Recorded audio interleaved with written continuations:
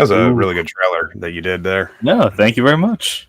The only objection I have is I would have preferred bold text at the end there. Just saying, it's all about as the scene with the the business cards may have told you. There's the small details, they might matter a little bit.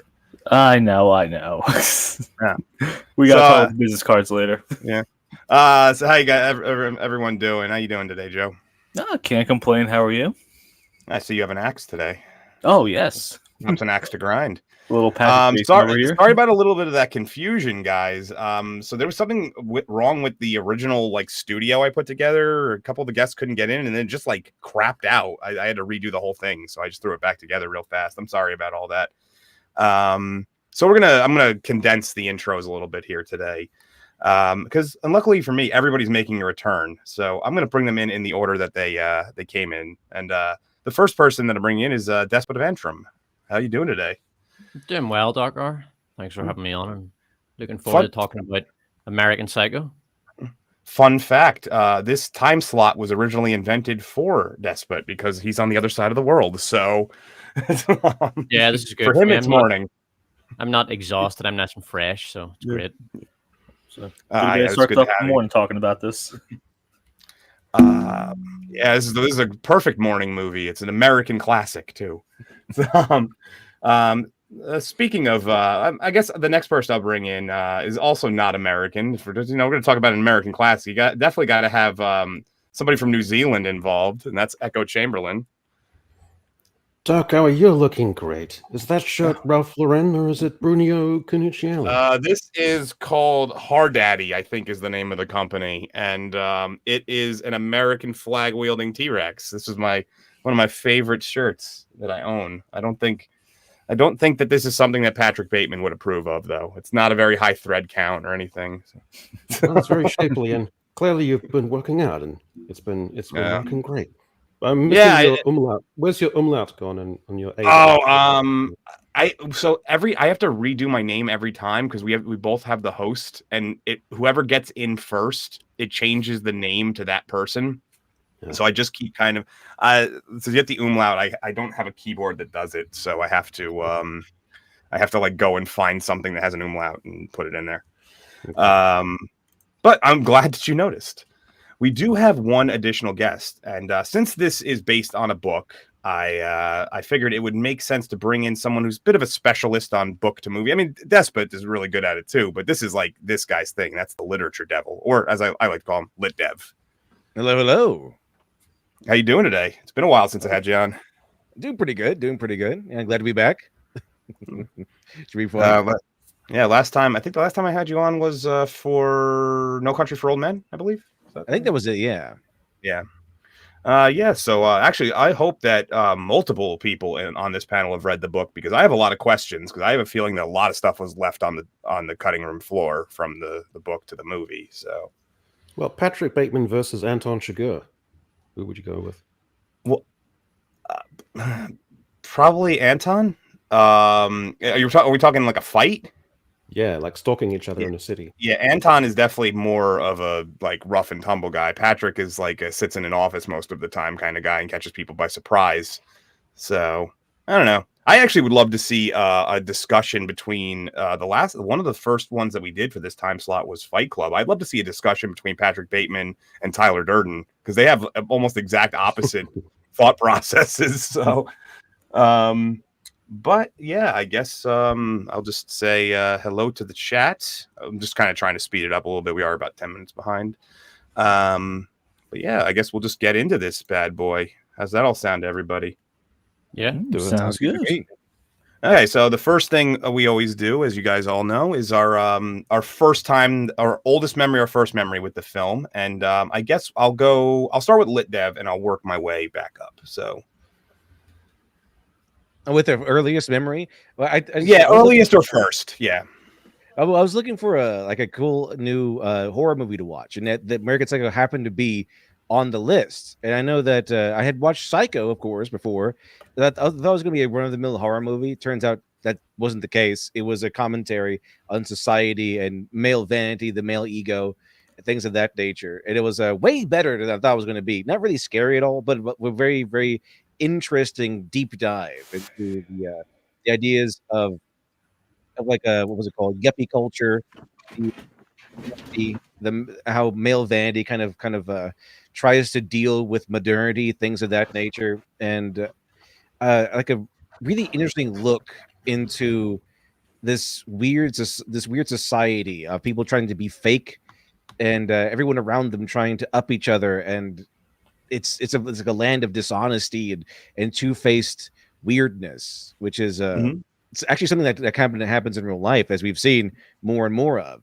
And so like, yeah, it was way more intellectually satisfying than I thought it was going to be. So that was the first time I watched it. It was like, wow, this is great, this is amazing. But that's not Karate Kid. That's just a setting. That's just a moon because it's nighttime. It's not Karate Kid. Don't worry. Right, okay. This is because it used to be called Midnight Run, but I have now changed it to Prime Time. But I'll come up with something better. But yeah, I mean, everything you said there, that it pretty much that's how I felt the first time I saw the movie. I expected something completely different than I ended up getting. I was like 16 at the time too, or something like that. But Echo, how about you? I have only very vague and patchy memories of seeing this once. The only time I saw it, maybe, I don't know, when it came out or whatever, but I was also very young, and I was in a phase of being, I didn't want any irony. I was in a phase of youth where I wanted just gritty authenticity and reality, and so I didn't have any time for black comedy or irony or this kind of tone of this thing. So I remember really disliking this when it came out, and so I it wasn't until 2 or 3 days ago that I actually rewatched it, and I thought, no, this is fun. I like this. Yeah, it definitely is. It's a very unique film, I would say. That's the term I would put with it. Well, I was interested to see that Bret Easton Ellis, he came from the perspective of that he was actually going through a kind of superficial yuppie-ish phase where he was beginning to loathe the lifestyle as well. So I was interested to see that it emerged from that. So that interesting sort of collapse of ironic distance was something I hadn't expected as well. So he kind of has become more willing to express that and concede that in recent years. So that was kind of an interesting take too. Despot, we already spoke briefly backstage as we were waiting, but you said that for a little bit about the first time, but let's let the audience know about your earliest memory with it. I think I was probably about 11 or 12. I just watched it on DVD when it came out with my brothers, and we all loved it. And I was particularly impressed with Christian Bale's performance. He was just amazing in it. It's a virtuoso performance. It's up there with, Anthony Hopkins as Hannibal Lecter for me. It's got to be in my top 5 movie performances of all time. And yeah, I loved it, and loved it so much that I went and read the book and loved that too. I think I read the book twice. So I loved it throughout my teenage years. This is one of my top 10 movies, easy. Yeah, well, it was one of the reasons why I added it to the list because, and as some of you may know, I have a very thorough guest list that I keep sub lists of people's favorite movies, and sometimes I'll just add them. So it's Joe. I know you had not seen this, but you were on another streamer because this is what the 25th anniversary of the movie this month. So a lot of people were doing streams on this one. So you were already on a stream, correct? Yeah, I was on a Blue Collar Loser stream. It was the first time I've ever watched this movie from start to finish. I have glimpses of watching this when I was younger. I don't even know how much of I actually digested back then. But yeah, watched it with them and the boys. What a blast watching that movie. I can't tell if I love this movie or just hate it or indifferent about it. It's like one of those movies you have to watch it a couple times. And I definitely do that with the slides that if you blink, you do miss a lot of key details. So it's definitely a very rewatchable movie. Mm-hmm. Yeah, I agree with that there's a lot of things you miss on the first go. And then depending on how it's one of those movies that I hate the phrase that gets thrown around a lot where someone's like, you're watching something wrong. But this one, there's actually multiple ways you could approach it and watch it depending on how you perceive it. So and you can, if you're good at it, if you're good at doing that sort of thing, you can go back and watch it with a different perspective and kind of get almost a totally different movie. I remember the first time I watched it, I was like, like I said at backstage, I was like somewhere between 14 and 16. I was because I was in high school. It came out in 2000. I was in high school from 2002 until 2006. So I was probably about 14 or 15, and I had no idea what I watched. I was like, what the fuck was that? Like, the end made no sense to me. So I did the early, the teenagers in the early days of the internet thing. I went to forums. I went and I was like, someone explain this to me. Someone tell me what this movie is about. And I had a couple of really cool theories that I've now stuck with over the years. As when we get down later, like, the weather it's really going on, what actually is happening, I'll explain my version. But I remember, like, I saw it on DVD as well. I was with one of my high school girlfriends at the time, and we both kind of just looked at each other like, yeah, that was a strange movie, because neither of us had seen it, and it was like, okay. And then we watched it again, and we were like, yeah, it's still weird. But as I've gotten older, I've grown to appreciate it a lot more. It's definitely a great performance. I do find it funny that the two most famous roles for Christian Bale are Batman and Bateman. So that's one thing I've always found kind of funny about that. Well, there's a fan edit movie where somebody has edited together the Nolan trilogy and American Psycho to make it appear that Patrick Bateman is Batman by night and Patrick Bateman by day. I have to go find that now. I think it's called The Dark Bateman or something. I'll take a look. You can go and watch it on a website. I'll send you the link. It's a fan edit website specifically for because you can't post them on YouTube because of copyright. Yeah. So they have their own dedicated website where you can watch these movies. The legality of it is a gray area. Technically speaking, you must own the DVD to watch the movie. But I mean, who cares? And well, there you go. So basically, yeah, people have noticed that might fall over midstream. It's like standing directly on its side of the the pun. Like that, a pun is enough to get people to dedicate hundreds of hours of their life to editing together a fan movie. Oh man, but yeah, and I think we have to get into it though. I think we've all got warmed up a little bit here. So do you need me to load up the slides, Joe? If you could, thank you very much. Okay, there you go. All right, perfect. We start on beautiful intro of this, and we are at Pastel's restaurant. Lavish, superficial atmosphere, and Bateman narrates the group dynamics. He talks about Price is always wired, Van Patterson is clueless, and McDermott is always a jerk. And as they're sitting there, they mistakenly see Paul Allen in the background, but it's not actually Paul Allen. It's just a common theme of this movie for mistaken identity. And they're just discussing co-workers and accounts, but McDermott makes an anti-Semitic comment, which Bateman has to shut down because, I don't know if you guys know this, Patrick Bateman is the most morally conscious person out there, the most good boy out there, best opinions. Boy next door. Exactly. He talks about a lot of this. I was going to say it is like a way that they kind of try to establish him right off the bat as having like a moral compass. Well, he's a chameleon, as he says throughout the narration of. And I'm wondering, does the book also kind of follow this too throughout the entire thing? Oh, kind of. It's just kind of like he's not really hiding much of it. He just want to fit in. But no one else notices anything. That's kind of a big portion of the book. Like no one knows who each other are. So like, oh yeah, that's Marcus Halberstram. Oh yeah, that's Patrick Bateman. They can just say whatever, and it's kind of how he gets away with a lot of stuff. Exactly. He's just like he's freebasing or what? It's not Paul Allen. I do like how it's kind of like a little simmering running joke that the interiors of these supposedly exclusive high class restaurants actually are quite shabby and tatty and gaudy with their decor. It's a nice little touch that they have. Like that looks pretty crappy. Some of the places they go to later on are just really shitty. Like this restaurant, this club they go to next, because the one that they're in now, they can't do cocaine in the bathroom. This one's the perfect one too. I was going to say that's actually my favorite line in the whole movie. Is they don't even have a bathroom good enough to do cocaine in. You're not doing coke in that bathroom. So they end up at this really disgusting, dreary nightclub, and I really don't understand I guess they have like a ticket system for drinks or something. Certain bars used to, I mean, they still do it. Have like a ticket system where as you're going in, you basically prepay for drinks. That way they make sure they know for a fact you bought them.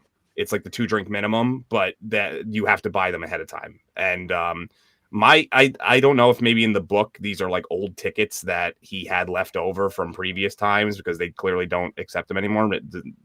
It's one of those things that there's a lot of micro details in this movie that I wish they would have expanded a little bit. Even the extended version is only like 3 minutes longer than the regular. Yeah, my favorite line in the film is when he visits the prostitute, and she looks dead-eyed and kind of sickly and just terribly dressed, and she says, "You look great." Just as a bit habitual way of talking. So, Despot, you were about to say something. No, I love how the fact that they make a big deal of these shitty, gaudy, sort of mainstream, uncultured person's idea of a cultured hangout, restaurants and clubs. They like to spend time there, and it's an indication of the fact that these are people who are utterly uncultured and have absolutely no idea what the good life looks like and what constitutes an actually good restaurant and a good, pleasant place to hang out. Usually they hang out in places that are cluttered, crowded, ugly, gaudy, and mainstream, very trashy. But it indicates that they are completely tasteless. They're just wankers with money, and they want to appear to be cultured and to have good taste, but none of them do because they all look they look ridiculous. That they're all dressed the same with the same horrible yuppie look. It's disgusting, and they hang out in the trashiest places. And some of the people they hang out with, they look horrendous. And it's just this unstated aspect of the movie that many viewers won't necessarily pick up on, because at the time, this was even something I made a point of when I was analyzing Trainspotting recently. When you get a certain distance from a movie, you lose sight of the aesthetics of the movie because, for example, in Trainspotting, they're all dressed in skinny clothes.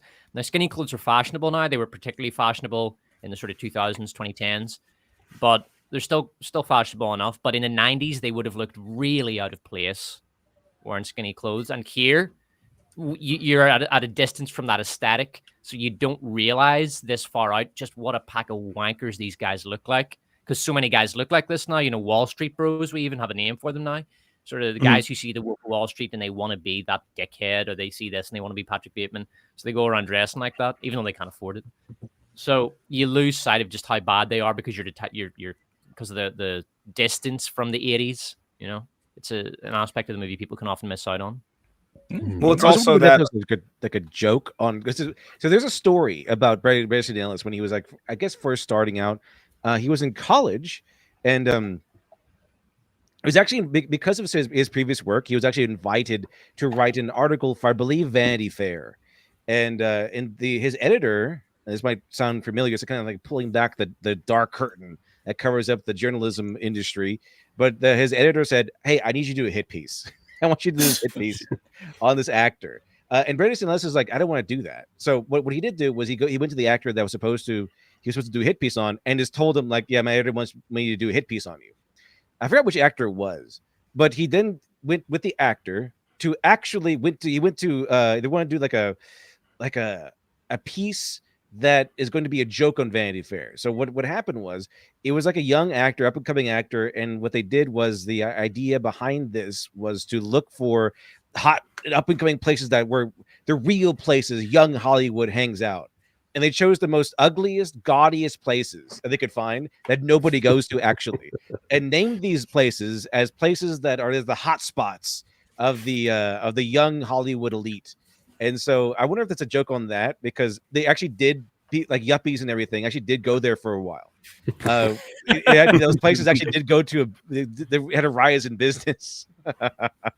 Well, it's the age old like old money versus new money. Old money always has, like in anything, whether it's not just real life. Obviously, anybody who's seen probably the greatest example of old money versus new money is Caddyshack to this day, where you have all the like the prim and proper, guys at the country club, like those kind of people, like there. And then all of a sudden, Rodney Dangerfield shows up with like all these insane colored things, and the clothes are completely out there, but he has more money than all of them, like put together. It's like so it's really that kind of it's like obviously that's done for comedic effect. It's really like blown out, but it's the same kind of concept of like people who come into money have no idea how to be rich or how to show that they have money, so they just do what they think it would be. Okay, everything's got to be made of gold now. It's a lot of like rappers and like athletes do that, where like now all of their stuff is like gold or gold plated. That actually is an episode of Frasier. The old Frasier. Where the original one from like the 90s. Yeah, Andy Tudyk actually plays a guy who kind of just became rich because he was like an internet mogul or something like that. He was like a software mogul or something like that, and so he became instantly rich. And he has no idea how to act in that level of society. So he kind of has Frasier help him out, teach him about wine and stuff. And so he ends up just copying Frasier's apartment, like copy paste his apartment. And Frasier's like, I have no longer any identity because this guy stole my style. It was kind of funny, but yeah, it's kind of like that. New money they have no idea how to maintain the appearances or have the knowledge, the sophisticated knowledge of swimming in that pool of society and money. So they have to act that way. And Patrick Bateman is the opposite of a Tyler Durden because he isn't a regular person, but he does everything he can in his power to try to fit in. He's like the ultimate conformist, so he can be unusual at night, and that's kind of his goal. I'm really glad you brought up. Oh, go ahead. Go ahead, Jim. I was saying, I'm really glad you brought up Frasier because recently Frasier was actually checking out my mother-in-law in Atlantic City at a club. I mean, Kelsey Grammer has like what 400 kids. Yes, and he wants more. I was going to say that. That's one thing that I did think about this particular time I watched it, is that Patrick Bateman's personality is such that he probably would, no matter what the thing is he was trying to fit in with, no matter which decade if this wasn't in the 80s and say it was in the 90s, which was more that, the tech kind of, everyone was trying to get tech jobs and everyone was like that stuff, that he would have been that kind of character in the 70s. I don't even know what the equivalency would be then. But nowadays would probably be like he'd be selling like NFTs or something. Like he's just doing whatever he would be doing whatever the new hot like thing to do is to try and appear like he fits in, even though he's not. Well, he says many times throughout this movie that he is a chameleon. He just wants to fit in. But of course, when he gets the slightest inconvenience at all, he'll flip out, which what he does right here when the bartender turns her back to, because he needs to pay with cash instead of his ticket, and he says he wants to cut her head off and sleep in her blood and all stuff like that. With her blood. Yeah, just a really just a very graphic thing. So he just gets set off at the slightest possibly bit of thing. So this is one of the first. So there's the two schools of thought that most of this is happening in his head, and then there's the one where it keeps getting covered up, kind of thing. And this is one of the first indications that it's in his head, because she doesn't hear him. I mean, granted, it is loud and it's in the club, but he's screaming directly at her. Yeah, she's not far from him. She's like 3 feet, and I don't care how loud it is. She would have at least heard him screaming and reacted, turned around, Or more importantly, someone next to him would have looked over and said something, I bet. Yeah. And they do that pretty well. Sometimes no one reacts to what he says or does, and other times people react, but it's the reaction that could be for something else, and they show it later on. Another one of my favorite scenes, but... Mm-hmm. Yep. So then eventually they leave the club, and then we get Patrick Bateman doing his morning routine. There's a clip here, and there's no sound, so make sure to unmute yourselves. I'm going to press it right now. Ah, yes. Yeah. Yeah, his thousands of things he does, his face mask, his body washes, and I don't know anything about this stuff. Would this destroy your skin eventually? using all these products? No, so these are well, I mean, I'm not sure about these ones specifically, but if he specifically goes out of his way to say he makes sure he doesn't use anything with alcohol in it to not dry out his skin. Yeah.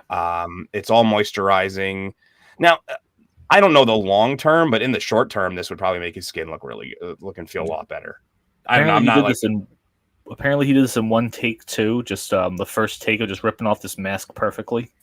It did it really well. It did exactly perfectly how it needs to be done. Just tearing off the face to reveal his true face. Other face. His other face. Oh, yeah, you've got like he presents a mask to the world, but there's nothing different really under the mask. There's nothing there. So the transparency is a nice little touch, I guess. Just going back to that club, I like the mix of excuse me, the mix of genuine chic with pure tacky vulgarity, and those things are sort of overlaid on top of each other throughout the film, and I really like that. Well, Echo, I know that you have a particular love for 80s dancing and music, so yeah. Patrick Bateman's a very empty fellow. You can shake his hand, you can feel flesh gripping yours, and you can see that your lifestyles are probably comparable, but he simply is not there. He's just an empty vessel full of greed and disgust and anger. And that's kind of how he sees himself, this hollow person trying to figure out how to fit in, how to kind of like manage his hostility that he just has for everything around him. And this kind of mimics Braden Ellis's own frustrations, because he's a guy that doesn't want to be political. That's kind of what his thing is. He likes to talk about media and movies and books and things. He likes to talk about culture. But he went to New York, and this was his experience. Like the experience of Patrick Bateman in this movie and in the book was his experience going to New York, and then why he liked it. And it was a booming center of culture. Everyone was so fake there. Everyone was always trying to like look at the next thing politically, trying to find some way to virtue signal, even back then. And everyone was so fake, this faux outrage at everything that was coming down the line, even way back when in the 80s. So that was his frustration, where he became absolutely disgusted with the yuppie culture and the fakeness and shallowness surrounding it. In fact, the one way that Christian Bale got ready for this role was to mimic the actions and behavior of Tom Cruise, because he looked at Tom Cruise and saw like how fake Tom Cruise always felt, like in everything he does, like this personality, there's the fake kindness, the fake niceness, the fake smile he puts on. He took that and he put it into Patrick Bateman, he said. And oddly enough, in the book, Patrick Bateman does meet Tom Cruise, and he's fanboys over him. What do you mean he meets Tom Cruise in the book? He literally meets Tom Cruise in the book, and they have an elevator ride together. He's just freaking out because he loves Tom Cruise. And then it just in his mind, it's like this war zone. Like this, what do I do? Like, I'm thinking all these things. But like if you look at what actually happens between them, he basically just goes, "Hey," and then Tom Cruise goes, "Oh, hi," and that's about it. I had a moment like that once. I had a moment like that once. So I'm a big Baltimore Ravens fan. Probably not really relevant to 2/5 of the panel, but I met Ray Lewis once at a book signing, and I was like, I had all these things in my mind I was going to say, and then I just got up there and I just froze. I was just like, it's the only time it's ever happened to me. And I used to go to cons and stuff a lot and meet celebrities, back when I cared about that shit. And it never happened. Like I met plenty of people who were in movies I loved, and it never happened. And then in that moment, I was like just awestruck. It was like he was so larger than life, being in front of me. It was weird. Well, also he killed 2 people, so I can understand why you. He didn't kill them. He just knows who did. He just didn't. He didn't actually kill anybody. My mistake. So we then go to Patrick Bateman's office. Now, do we actually know what he does? He's a stockbroker. Okay, he's a good vice at president at all? Yeah, he's a vice president. He doesn't have to be. His dad owns the company, so he doesn't really have to be. Yeah, because I don't think his job exists any longer, because there was a time where if you wanted to buy or sell stock, you had to call a stockbroker, and then they would make the purchase for you and take a commission. But now you can just do it on your phone. And even before smartphones, you could just do it online. But at the time, stockbrokers were very common, and they were just guys who would make the trades, and then they would also have to call up clients and try to encourage the clients to make new trades. I don't know if he's that low down that he has to do that, but my guess is that he's some form of stockbroker or So, like, stockbroker. He's one of the vice presidents. He deals with big accounts. That's one of the reasons why he's jealous of Paul Allen, because Paul Allen gets like a really big account that he thinks he should have. But he even says it in a later part. One of my favorite lines is when he says that I'm in what was it? Murders and executions, and then she goes, "Oh, mergers and acquisitions, and murders and executions, mergers and acquisitions," and that's like high level up there. Like he's basically handling if like two companies are trying to become one company, or like he's taking commissions from very large purchases of like if someone's buying a majority of a stock of a company, that's what he's dealing with. But doesn't his girlfriend in the car say that your dad owns the company and you don't really need to be doing anything? She did say that, but we never see his father in this. So she is wants he to in the get, book? I think she said something like married. Your father practically owns the company. I think it's sort of typical Valley Girl language where they exaggerate absolutely everything. Like, oh my God, girl, you look so amazing. Like, you're the most beautiful girl I've ever seen. Or, oh my God, your dad practically owns the company. It's just that sort of vapid Valley Girl talk. I don't think it actually necessarily means the father owns the company, just that he's influential. Like, oh my God, he like owns like the company. Like, you don't need to go in today. Like that's basically what she just wants to get married, but he can't take time off Twitter. So that's a no. There is also kind of like a tonal. There is a kind of tonal texture that his office is so sparse and empty that it gives the impression he doesn't actually. There's nothing actually going on. It is there. Well, he would be late every day with his morning routine. So his morning routine is insanity. If you think about it, he does like 1,000 of, I forget what he calls them, but they're basically, I would call them mountain climbers. That's what a lot of people would call them, but he says another name for them. 1,000 of those. He does all of those, the different beauty products, the exfoliations, the long shower. He'd be late every day. He would practically never be in the office. So it makes sense. There's also a kind of running gag of the discrepancy that he's supposed to be a high flyer, but his office seems kind of slightly wedgy and small and kind of almost like claustrophobically cornered. It's a nice little touch too. I think that might be a New York thing as well, though, because New York rooms and real estate is so expensive that they tend to be smaller. So compared to other American cities, living space and working space in New York is just smaller. I've never been, but that's my understanding. It is. So in New York, it's the insane levels that people will, like a studio apartment will cost more than a mortgage payment in like a year's mortgage payment. Basically, it's like insane. It's insane how much money. I don't know what it's currently. I'll take a look what the average rent in like Manhattan is right now. It's one of the worst aspects of living in South Korea is that space comes at a premium. It just the entire country feels cramped at times. So currently the average, which is for probably pretty small area, is $5,300 a month. That's disgusting. You don't get anything out of it. I mean, there's homeless everywhere. That's like you could buy a house in a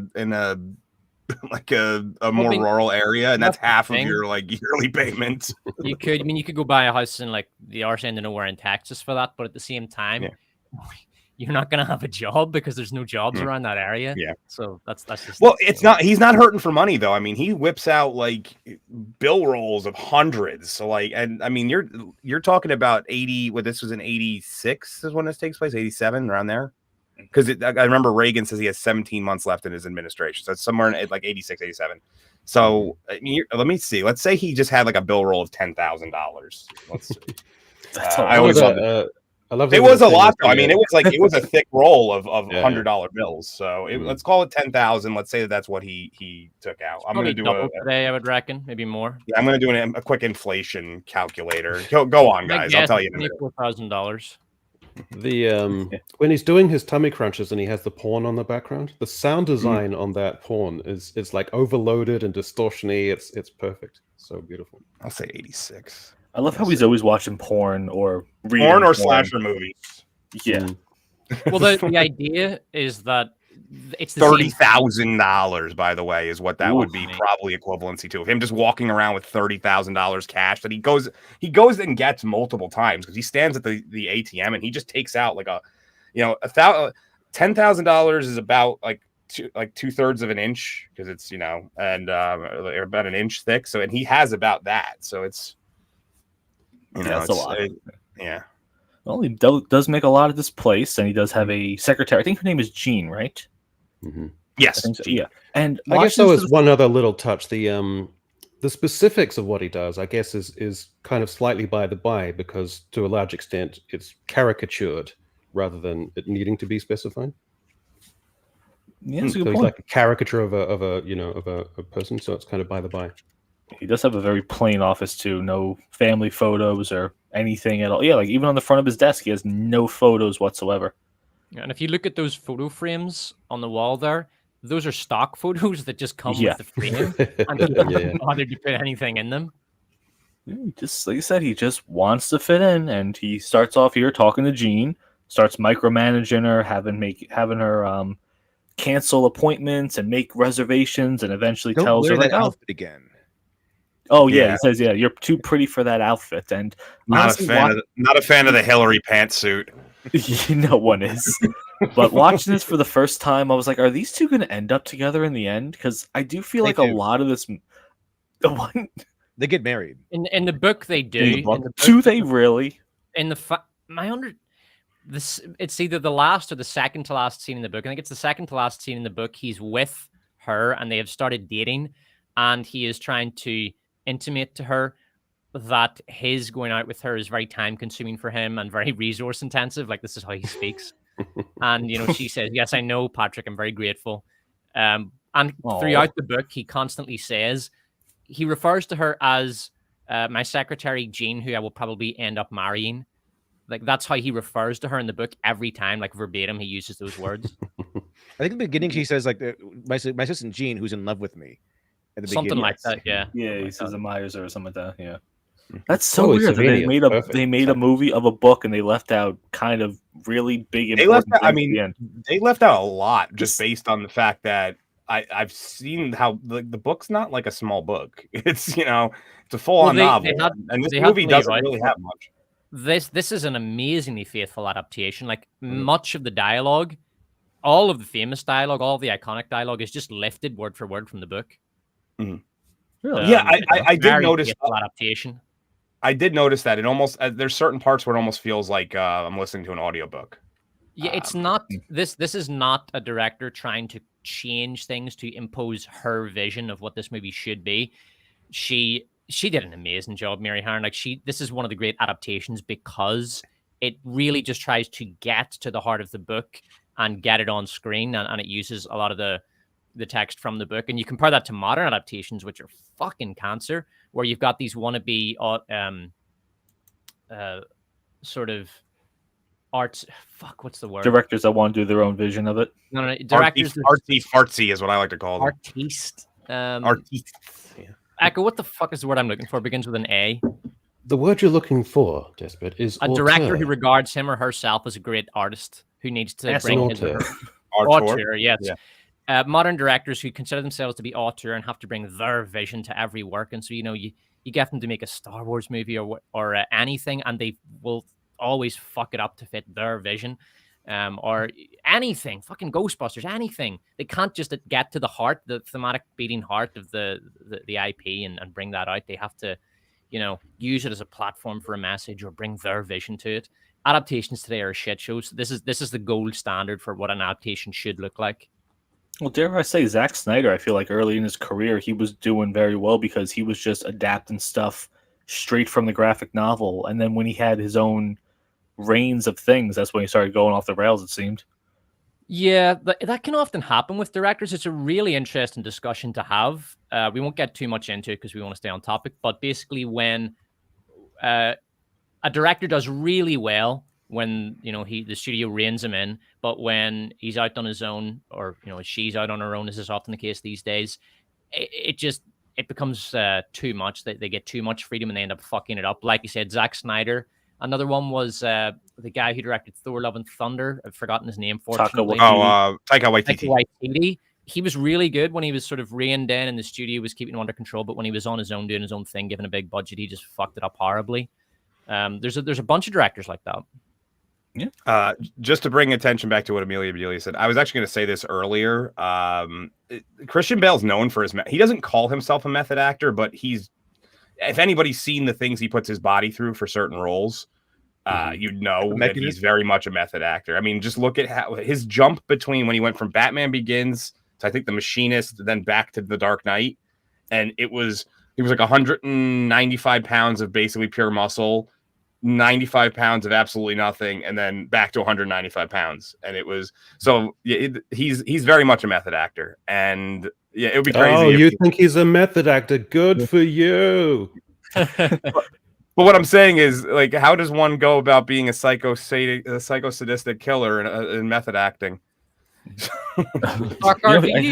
You'd be the man to ask this. Do you need to use drugs to get your body to look like that for these method acting roles?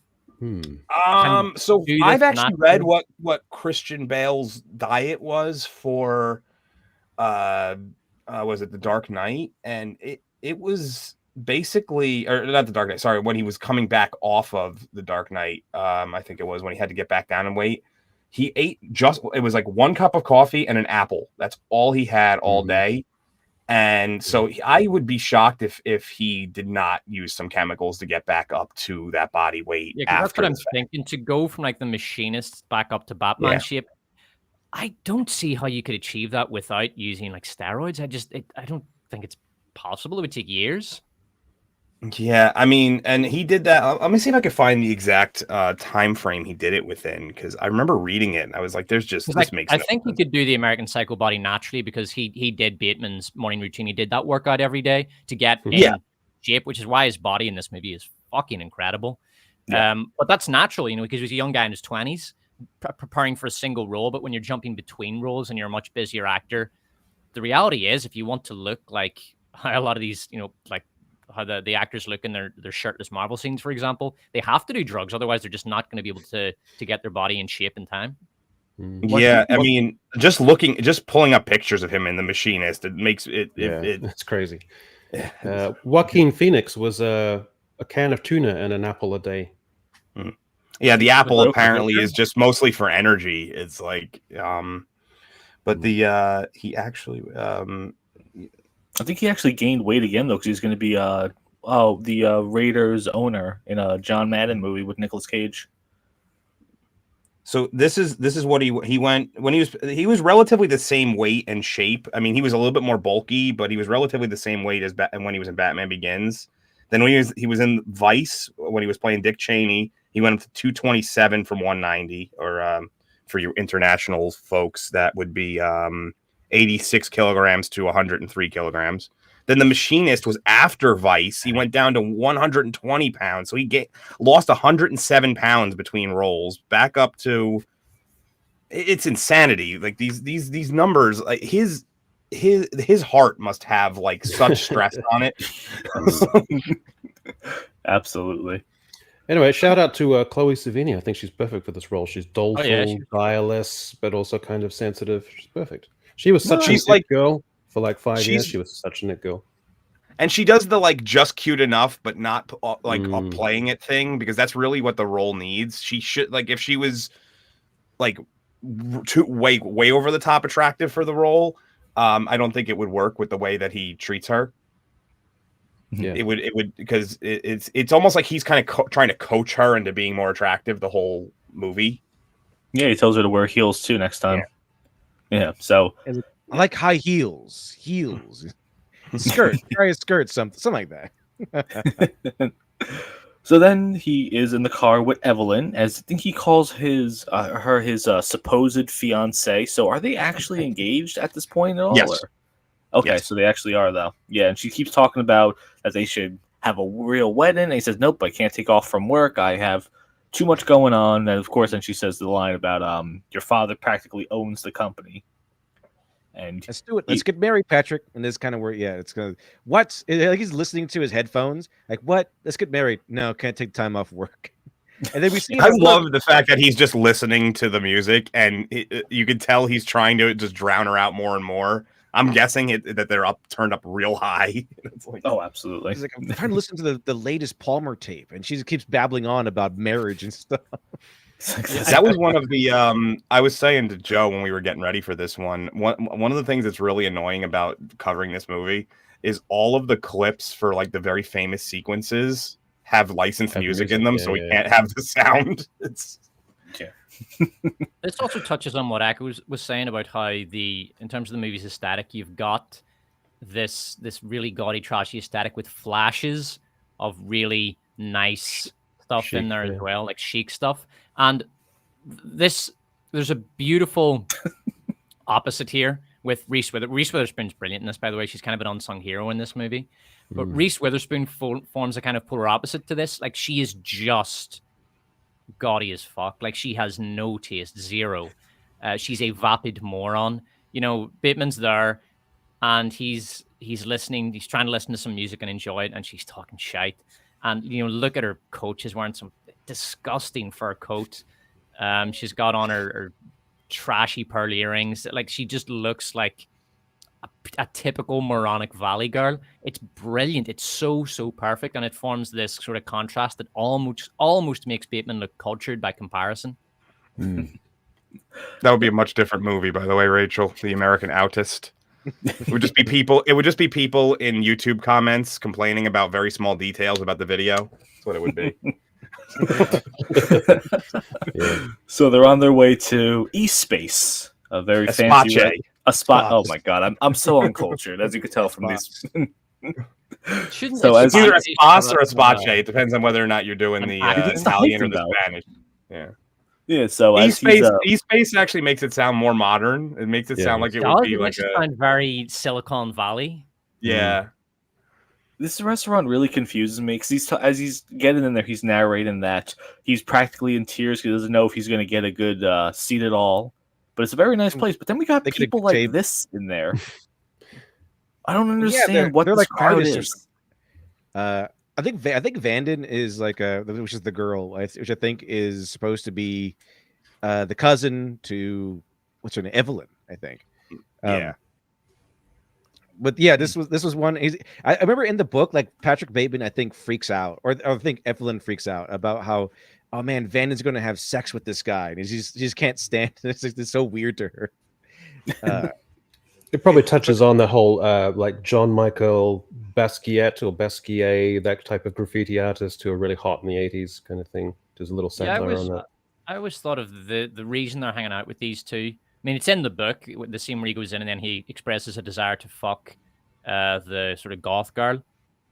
But it shows that they want to keep company with those who are regarded as cool. You know, like I was saying, the graffiti artist that you invite to the cocktail party because you want to appear with it and hip. Or the Wall Street banker who shows off his Banksy art on the wall and has sort of, you know, young punks hanging around to show that he's still, you know, he's still mean. He's still got it. You know, he's not too mainstream, man. I think It's very this scene typical right of a here where wedding. Patrick Bateman is trying to look at his reflection in the menu to make sure. Oh, I got that clip right here. Yeah, It's good. Also, this is like the best. This is one of my favorite scenes in the entire movie, and this is the scene. In fact, I think the book begins with, where he's like they're talking about like, oh, what about this place? And what about that place? And what about what was it called? You're talking about this one. I can't remember what we're talking about now.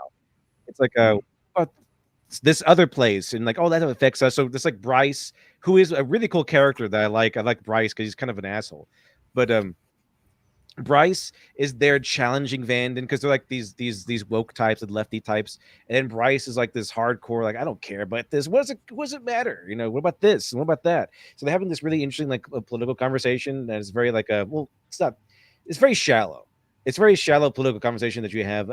Is that the one where basically they just drop every possible buzzword in a row where they're like, well, we need to really lift up women, but we also need to worry about apartheid, and they're just like throwing out every word. That's my favorite one because Patrick Bateman in the book does that whole speech thing where he's like talking about from every political point of view. He's like, we need to respect traditions, but also we need to decrease the value of materialism, but also, you know, we fight apartheid and respect women's rights. Like, he's everywhere. And in the book, he's like he does know what he's doing, and he kind of mentions that, man, I kept talking, and I sounded really, and I know I was done, and I sounded really good, but I want to keep going because it just made me look so good. I'm just virtue signaling essentially. So basically Patrick is virtue signaling in this restaurant because it makes him look good and sound good.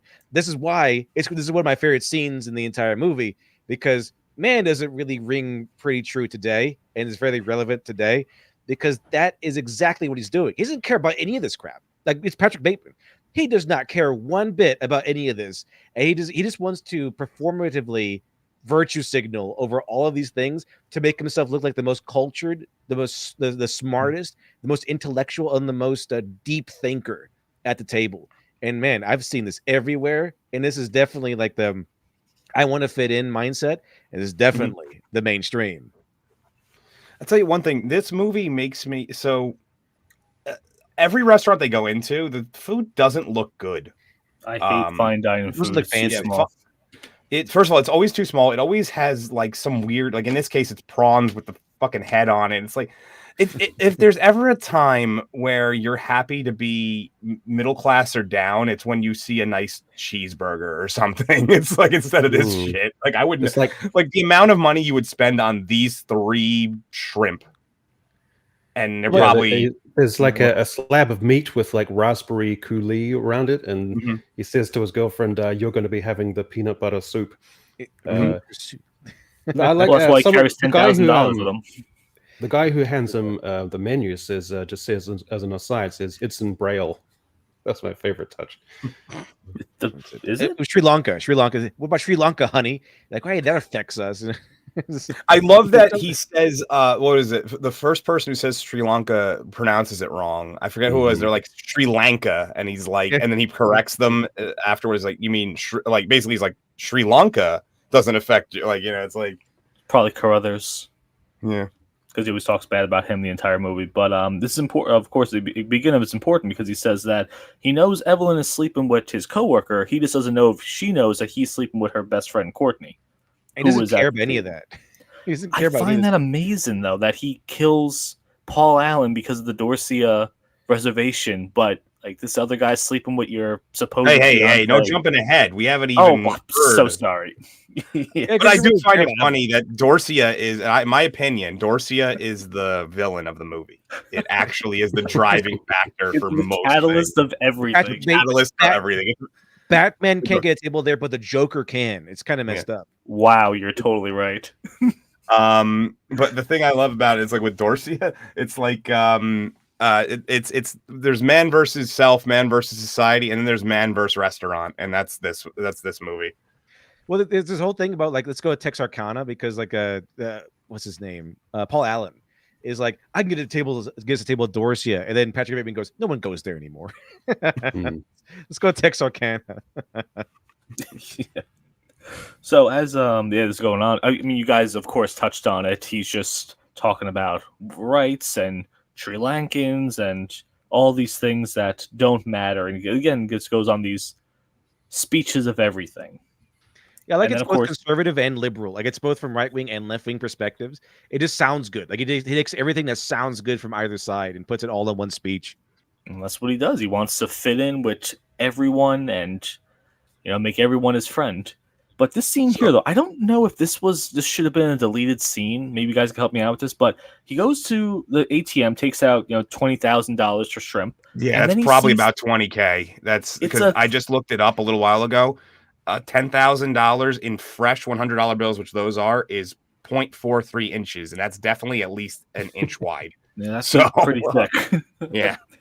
But he sees this woman walk in, and then he walks faster just to stand next to her at the crosswalk sign. Well, do we see her later? Yeah, well, you see he kills her. He kills her. Yeah, I forget the exact way that they show it off, but every time he has one of these like little moments where somebody disappears afterwards, and sometimes he'll have a lock of their hair or part like blood from them or something. Yeah, but this is a little crayon drawing. Yeah, crayon drawing. Yeah. But yes, so then the next scene, he's at the here it is. This is supposed to be her blood. The I dry love this- cleaner one where he's This just scene made me try crane apple. I didn't even know crane apple was a thing. And it's like, oh, I better try that. It sounds pretty good, actually. yeah, but he's there screaming at them because he has, like I said, crane apple. I mean, is this supposed to be that he killed that woman and then this is the blood stain the Yeah. next day? That's a blood stain. Yeah, he killed the woman, and then he got over his awesome, highly expensive sheets, and now he wants the laundromat to take care of it for him. Yeah. They can't. This is actually Christian Bale. This scene wasn't acting. This is just how he is on show sites most of the time. So I it's wouldn't be like- shocked anymore with these people in Hollywood. They're all nuts. I've heard that he I mean, we've all heard the explosion he had on what was that? Terminator Salvation. On Howl's I've Moving heard that Castle. he does that. I've heard he does that a lot. Yeah. It's kind of weird. Yeah. Does he do that now, or is he like so mellow after all these years of screaming roles and stuff? But yeah, so as he's yelling at the people, the dry cleaner people, I forgot what's her name, Caitlin or something. I forgot her name, Victoria. I have it written down here though. She never shows Yeah, up again, but it's really funny. Yeah, but she shows up and She really wants to go out with him. He's like, how about tomorrow? How about a Saturday? Next Saturday? Sure. Sorry, I can't. yeah, he's like, oh, I can't go out today. I have matinee tickets for Les Mis. Like he just This is thousand excuses for it. the way that he deals with it is one of the things that is the most frustrating in that we've all dealt with in real life. The person who just flat out won't tell you no. They just keep coming up with weird excuses, and then eventually you just give up. That was their goal all along. She's just definitely not going to give up, though. Unfortunately, Then he leaves her for with her. the sheets. Yes, he does. Yeah, yeah. So she notices the cran apple stain on it, and he's like, "Oh, can you tell these people, help these people?" Because he doesn't know how to talk to the dry cleaner people at all, though. And of course, she's still trying to get him to hang out with him. But these two scenes right now, this is why I said early in the when I talked about seeing it for the first time, if you blink, you would miss it because these two scenes are right next to each other. He does this a lot where he's all smiley, and then a second later he goes all psycho. It's definitely a fake smile too. Like he's doing the whole like shit-eating grin thing. Yes. Like, yeah. Mm-hmm. What is he doing next? Oh yeah, then he's in his apartment watching porn, as you can see in the background, and talking to Courtney on the phone, trying to make reservations for the Dorsia, the real villain of this movie. And then she's like, "Oh, maybe I'll go to this one then." But of course, he calls Dorsia to make reservations, and they just laugh at him on the phone. They don't even remotely say, "Oh, well, we're booked up for 10 weeks," though. They just laugh at him, and he just like, I know it's late, but can you possibly have a table open for like 9 p.m. and he just laughs at him? I like how he's trying to order at Dorsia while having the porn at full blast. That's a classy move.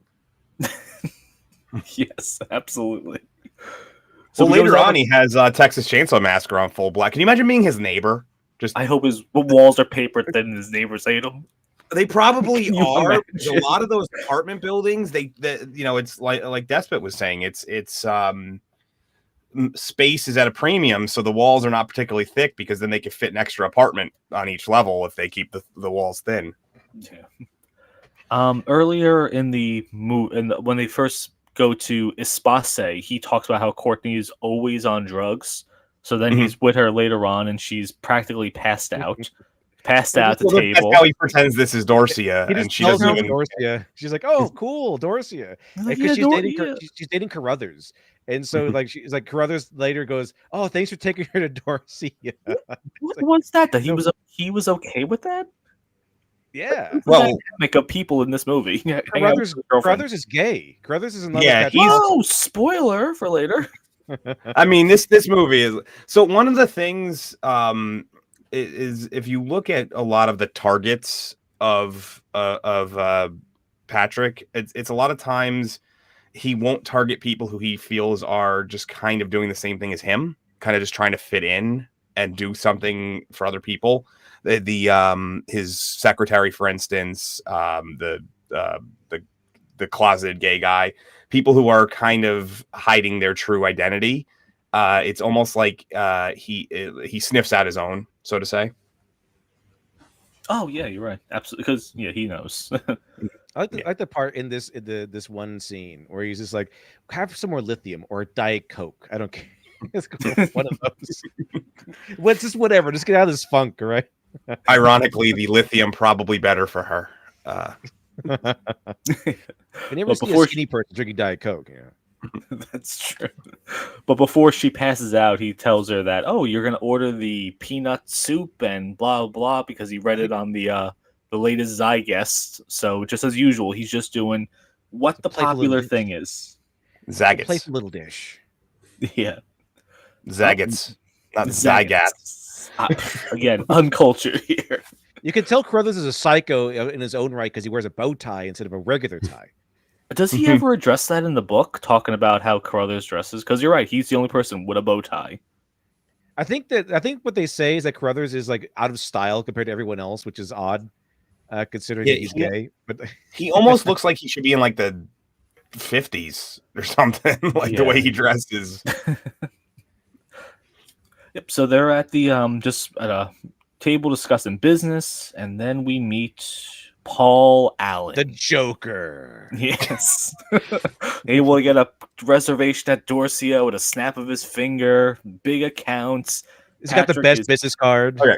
Hold on. I just want to. I need to acknowledge this because multiple people have said it. I just wanted to let the chat realize I am reading it.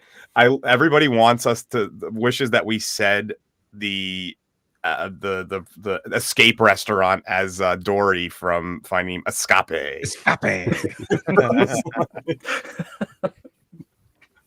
Just wanted to acknowledge I have read it. I've laughed at it a few times. It's in the past. It's unfortunate that we didn't think of it.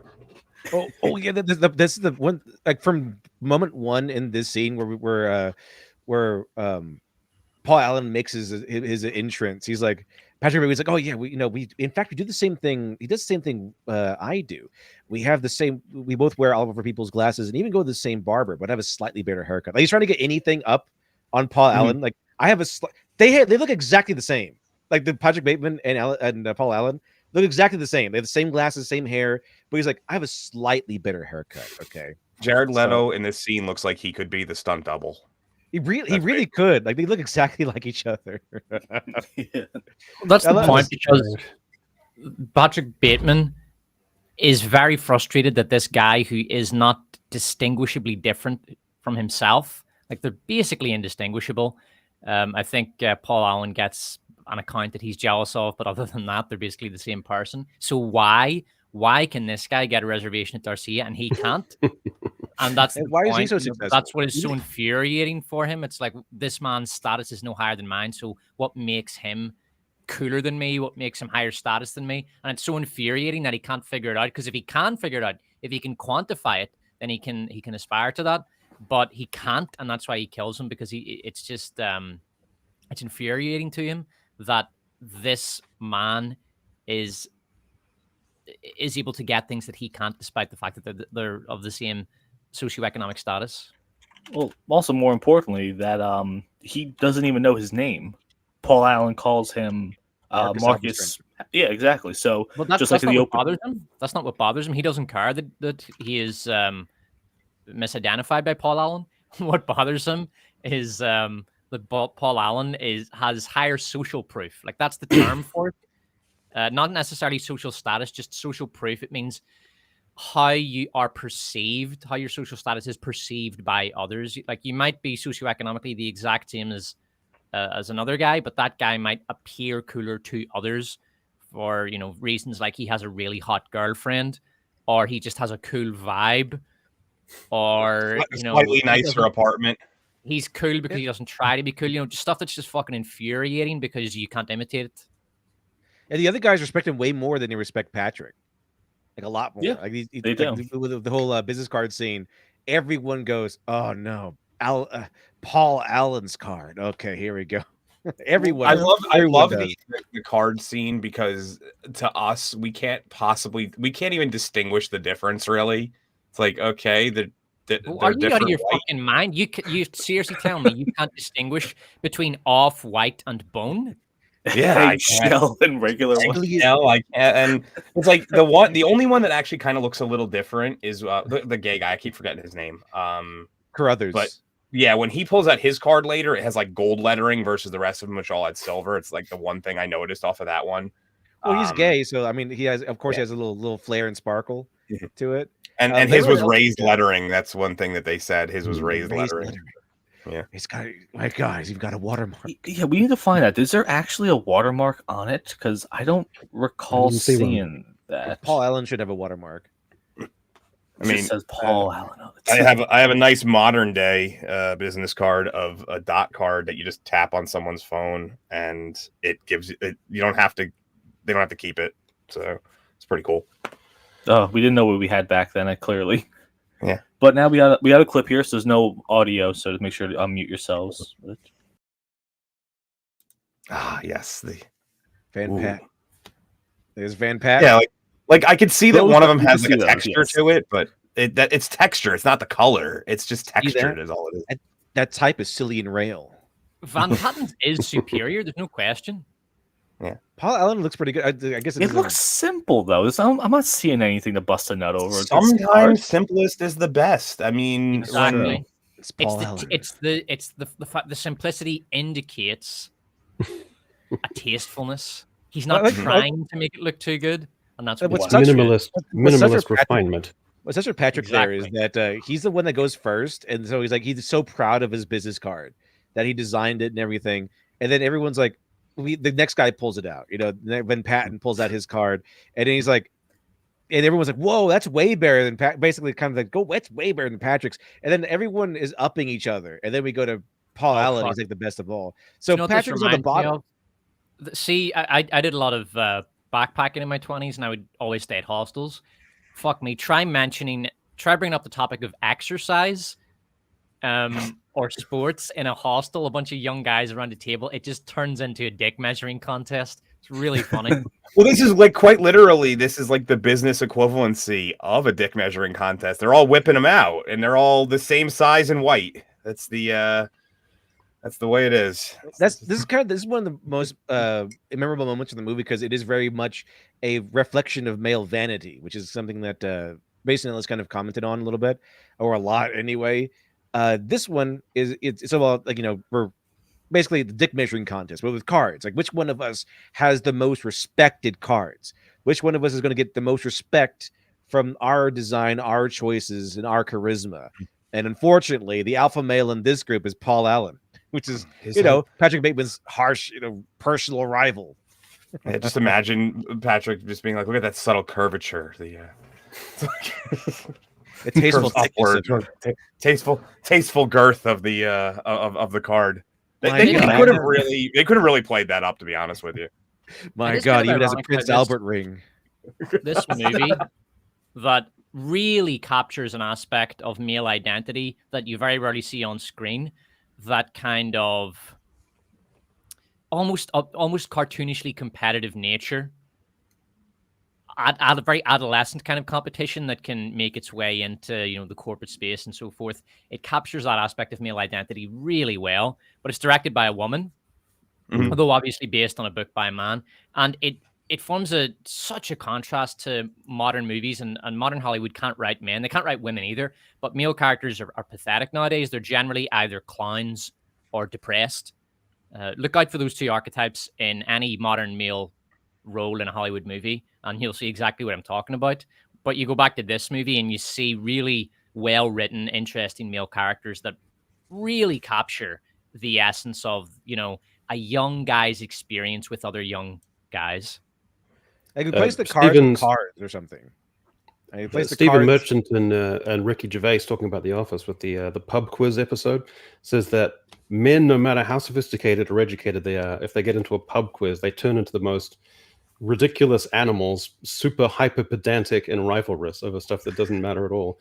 And they we got to win. You have to. You've clearly never seen me during a trivia contest. I refuse to lose trivia. What is it? There's this great quote in The Bridge Over the River Kwai, like, "Calm down, man. This is a war, not a game of cricket." Well, I mean, Echo and Despot, you guys have seen it firsthand. Remember the first time we did? I was on your guys' show, and you did the game, and I wasn't really prepared for it. The pitches, and then I came back, and I was like hyper like prepared for it. Like, I had practiced, and I just thought that was everything. It was just a generally American thing.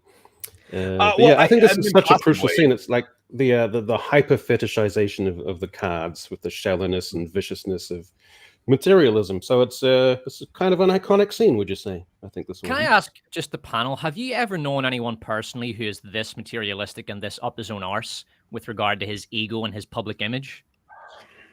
No, Not really. No, not at this level. this is Definitely. super out there. I mean, I've known I a couple of guys actually. I've known a couple of guys who are like this. One guy in particular I'm thinking of, I lived with briefly. We had to throw him out of the house actually. A couple of his friends were kind of like this, and other guys I met, I've met them like I've met guys like this. I spent majority of my 20s in jiu-jitsu gyms, like preparing for competitions. So it's a different that's not a vanity competition. That was like literally like trying to make each other submit. That was a different kind of submission to each other's dominance, so to say. But the I don't really hang around much with like business types, so I don't really. Yeah, well, I've met a lot of them in hostels because, like I said, I traveled around hostels. You just meet Mhm. tons of people, over the course of a decade, and yeah, and I'd meet them, I'd run into them, because I'm so talkative, I'd constantly talk to people. Whenever I would go out, I'd talk to a lot of women, and sometimes they'd be with their boyfriends, and the boyfriends would get very jealous because can't blame them, and they'd sometimes strike me as this type of guy, like very, very possessive, very angered that his public image is being challenged, things like that. Yeah, I mean, I've run into them. It's a really good. It's kind of an exaggeration, but not really. I could see this happening. Well, after he gets especially his, in Manhattan, like definitely in Manhattan, I could see this happening. Oh, absolutely. But after his ego is bruised by the business cards, Patrick Bateman decides to go for a walk down the darkest alley he can find. A note on Jared Leto. What happened? There was a moment where he was in this. He was in Dallas Buyers Club with this absolutely beautiful role in that. What happened? Jared Leto has a 50-50 chance of either it being an absolute flop or the greatest acting performance you've ever seen. No, it's like 2080 now. It has been, like Eck was right, it's been a while since he turned in a good performance. He has been shite for ages. I think it's because he tries. Well, what you were saying earlier, Despot, about how like there's the Arturs of the world. He tries to take roles that he thinks he could do that with, and he tends to, and it's either going to work really well because he chose the right script and it's fantastic that he went over the top with all these things, or you get Morbius and it's shouldn't have been trying to be like the Joker is his worst. Yeah, no, well, House of Gucci was his worst. It's the crazy uncle. The thing about him being the Joker was he was barely in the movies, so it's like why you could cut him out of those movies and you wouldn't even know that because he he was cut out of the one movie. It's like the anti-Hannibal actor. He's in it for so little, and yet it's such a despised performance because it was so bad. Yeah, it didn't make much sense at all. Trying to think, what was his last good film? Lord of War was good. No one. He was. I didn't see that one. Blade Runner 2049. He was sort of okay. Isn't that? It was going to be in Tron, so who knows what's going to happen? Tron Ares, he's going to be in. I don't like Tron. I'm not a Tron guy, so I don't really have any. Let me see. Whoa! Explosion in my face. You got a flashbang. Yeah, well, it's because some websites refuse to do dark mode. Yeah, I mean, yeah, you're talking about. I mean, Blade Runner 2049. Before that, yeah, Lord of War, Phone Booth. He was in Phone Booth. Yeah. And again, 3 years after this film, he was in Troy. Panic Room.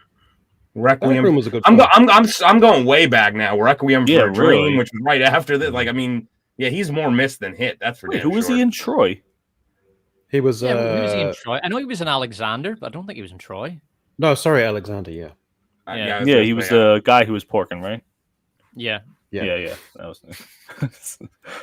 Yeah. So after Requiem for a Dream was Requiem for a Dream like 2001 or something. Oh, he was in Fight Club. He was in Fight Club. Forgot about that. Angel Face. He's got the one. Yeah, Angel Face. The guy that got his face shattered. It's easy to forget he's in Fight Club because of the blonde hair. Yes. He doesn't really look like himself in that movie. Is the homeless guy here the only likable character in this movie? No. Who else No, is like- Gene is a likable No. character. Gene is a likable Gene's character. likable. Yeah, I Gene, don't know yeah, about okay. Gene actually. And honestly, pretty I vapid in a runway. the blonde prostitute seems like an okay person. Nah, Yeah. She just wants to take a bath and have some champagne. She doesn't really. Yeah. Yeah.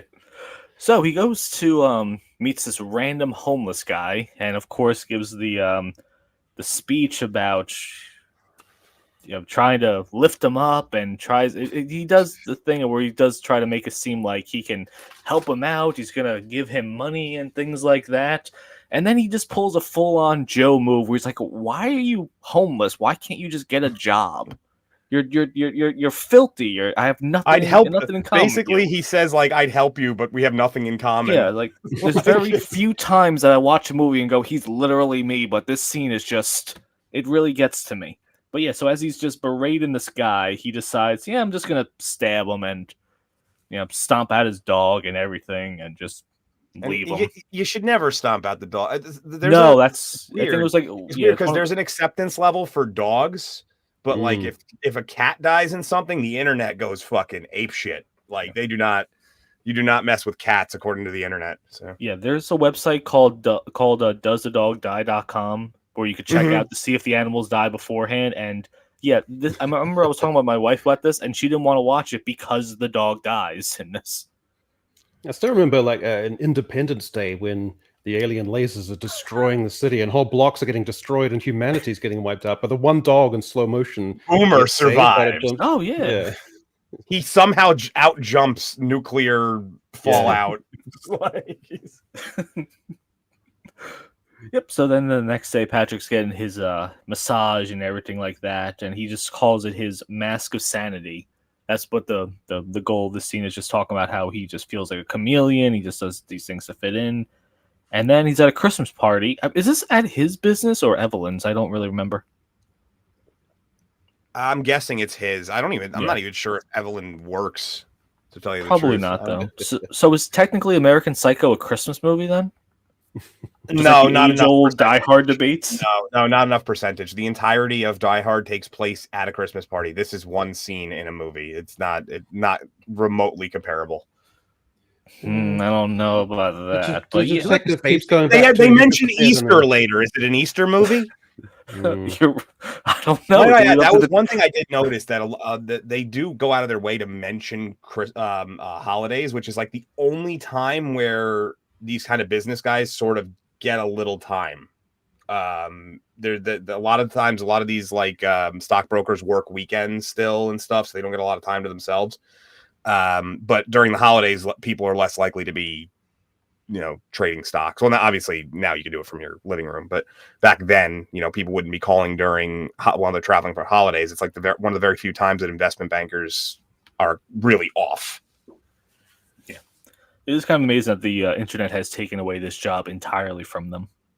They still exist, but it's mostly for his job. Actually, would still probably be around, because to do a complete hostile takeover on a corporate level, there's a lot of little loopholes and red tape that need to be navigated by someone who's certified to do it. Wow. So he would be there. It would be the lower level stockbrokers, the guys who were calling and trying to sell to people getting close to retirement or like stuff like that. Those guys don't really exist anymore. Well, crazy enough, and after this movie, like 20 years later, he does another role of that in the movie The Big Short, where he is doing stocks and stuff like that. Good night, Amelia. Yeah, good night, Amelia Bedelia. Good night. Yep. So at this party, he of course runs into Paul Allen, and he boasts about his reservation at Dorsia, which of course Patrick is just stewing about the entire time with it. So he suggests that they go to a different restaurant. These names I'm going to butcher. Sorry about that. Texarkana. Got on the first try. Yeah, it's Tex-Mex restaurant. Not exactly known for it. Fancy. Well, it's not. Yeah, Tex-Mex is not known for being high end and upscale. I mean, there's not really. I've never seen an upscale Mexican restaurant in my life. That's my favorite food. That's why Paul Allen's like, "What are we doing here?" Well, And also, even Patrick Bateman is like, is that Ivana Trump or something? Is it? Hold Yeah. on, They wait, mentioned wait, Trump. here. They mentioned Ivana Trump and Donald Trump. They in this a couple of times Yeah, actually. he looks over his shoulder, goes, "Oh, is that Donald Trump over there?" Just trying to hype No, this it's place Donald up. Trump's car. He says, "Is that Oh, Donald you're Trump's right. Yes. Yeah, it's actually easy to forget that Donald Trump was the embodiment of the American dream at this point. Like in the 80s, he was huge.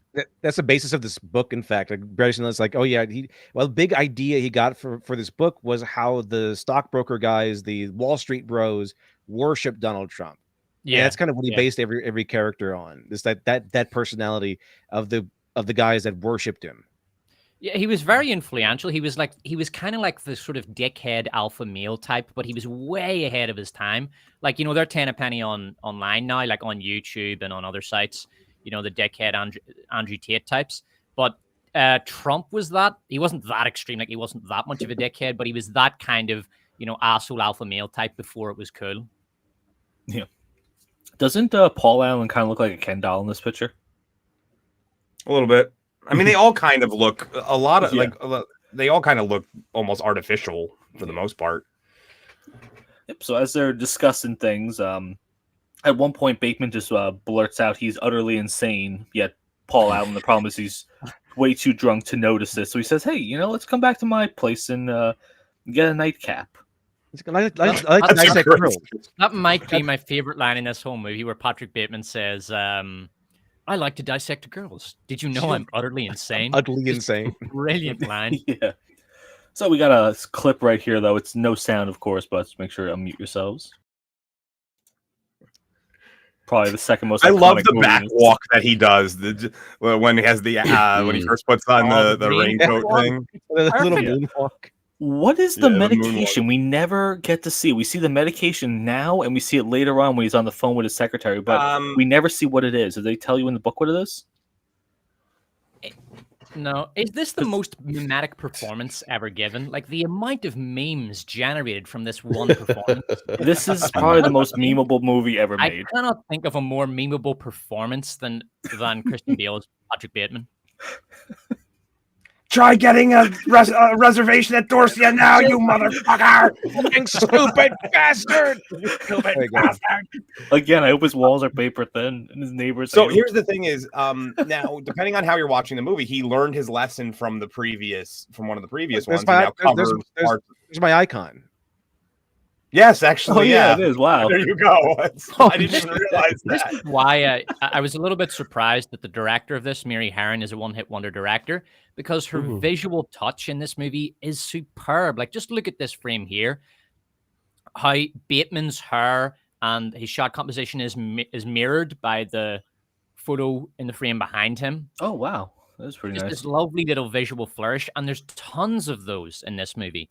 Mary Harron's visual intuition in this is excellent. So it was surprising to me that her career went nowhere after this. Well, she has this, and this is a movie I think will live on to withstand the test of time, pretty much. JH, I'm guessing that you're slightly behind, and you're at the scene where we were talking about the business cards. I actually do have some real paper ones as well, but I do like do like carrying my dot card around with me. It allows me to, and I can update that whenever I want. So I like how Patrick Bateman just kind of kills him and then just smokes a cigar. Yes, because he's so cool. That's why. And then afterwards, he's smoking the cigar because that's what businessmen do after a great triumph. Like, they close the deal, you smoke the cigar. It's kind of like this American tradition. And I think what they're getting at here is that Bateman considers the murder of Paul Allen to be like a great triumph, a great personal triumph. So he smoked the cigar to celebrate. Destroyed a rival. And, so this is actually the first scene where if you buy. So I'm not going to beat around the bush. There is the thought process that a lot of this is in his head, and then there's the people who think that it's really happening. When you see him outside and they show if you look behind him, do we have that screenshot of him outside right as he's walking through the door? No. So we don't have it here, but when you can see in the door, and there's no blood trail. Really? Yes. If you go, there's no blood trail on the floor, which clearly there is one there. So that's one of those ones that people often point to as, no, this is all in his head. It's not actually happening. Okay, Yeah, this that's Carruthers is outside too. He's like, oh, Patrick Bateman. Where Who's did you get that Carruthers? night bag? Either or. I mean, Who's he with does right it have now? to be either or? Could it be possible that that some of these murders are real, but some of them are fake? It is would say- possible. It is possible. No, I'm saying it's either all or nothing because you Yeah. can't kind of murder some people and No, he's murdering somebody. Well, no, he's saying what he's saying is that like certain ones actually do occur, and then other ones are embellished, like fantasies. Yeah. Yeah, he's hallucinating, but he's a psychopath. So sometimes he murders people, sometimes he hallucinates it.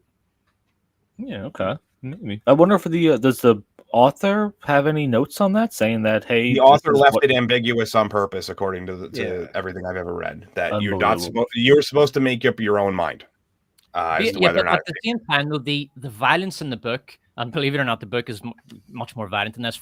I'll give you one example. In the book, there's a scene where he is with a prostitute. I can't remember if he's with one or no, he's with two prostitutes. Yeah, one he ties up. I think he ties her to the bed. Then he decapitates the other one, and he puts her decapitated head on his dick and marches around with it while the other prostitute is screaming her head off. So the book is even more way more graphic than the movie.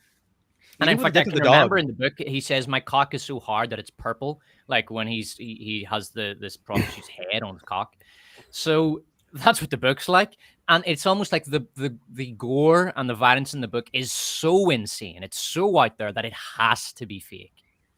Well, in a 2014 appearance on the WTF podcast with Mark Maron, Alice stated that Bateman's narration was so unreliable that even he, as the author of the book, did not know if Bateman was honestly describing events that actually happened or if he was lying or even hallucinating. Nice. And that's the writer. Yeah. I mean, he's probably just saying that to keep the narrative of make up your own damn mind. I don't think you can write a whole book and not know what you're intending. I'm not sure that's possible. I think you can, because I have this theory, and I would like to get your opinion on it. I think that all art has meaning, but the meaning is either conscious or subconscious.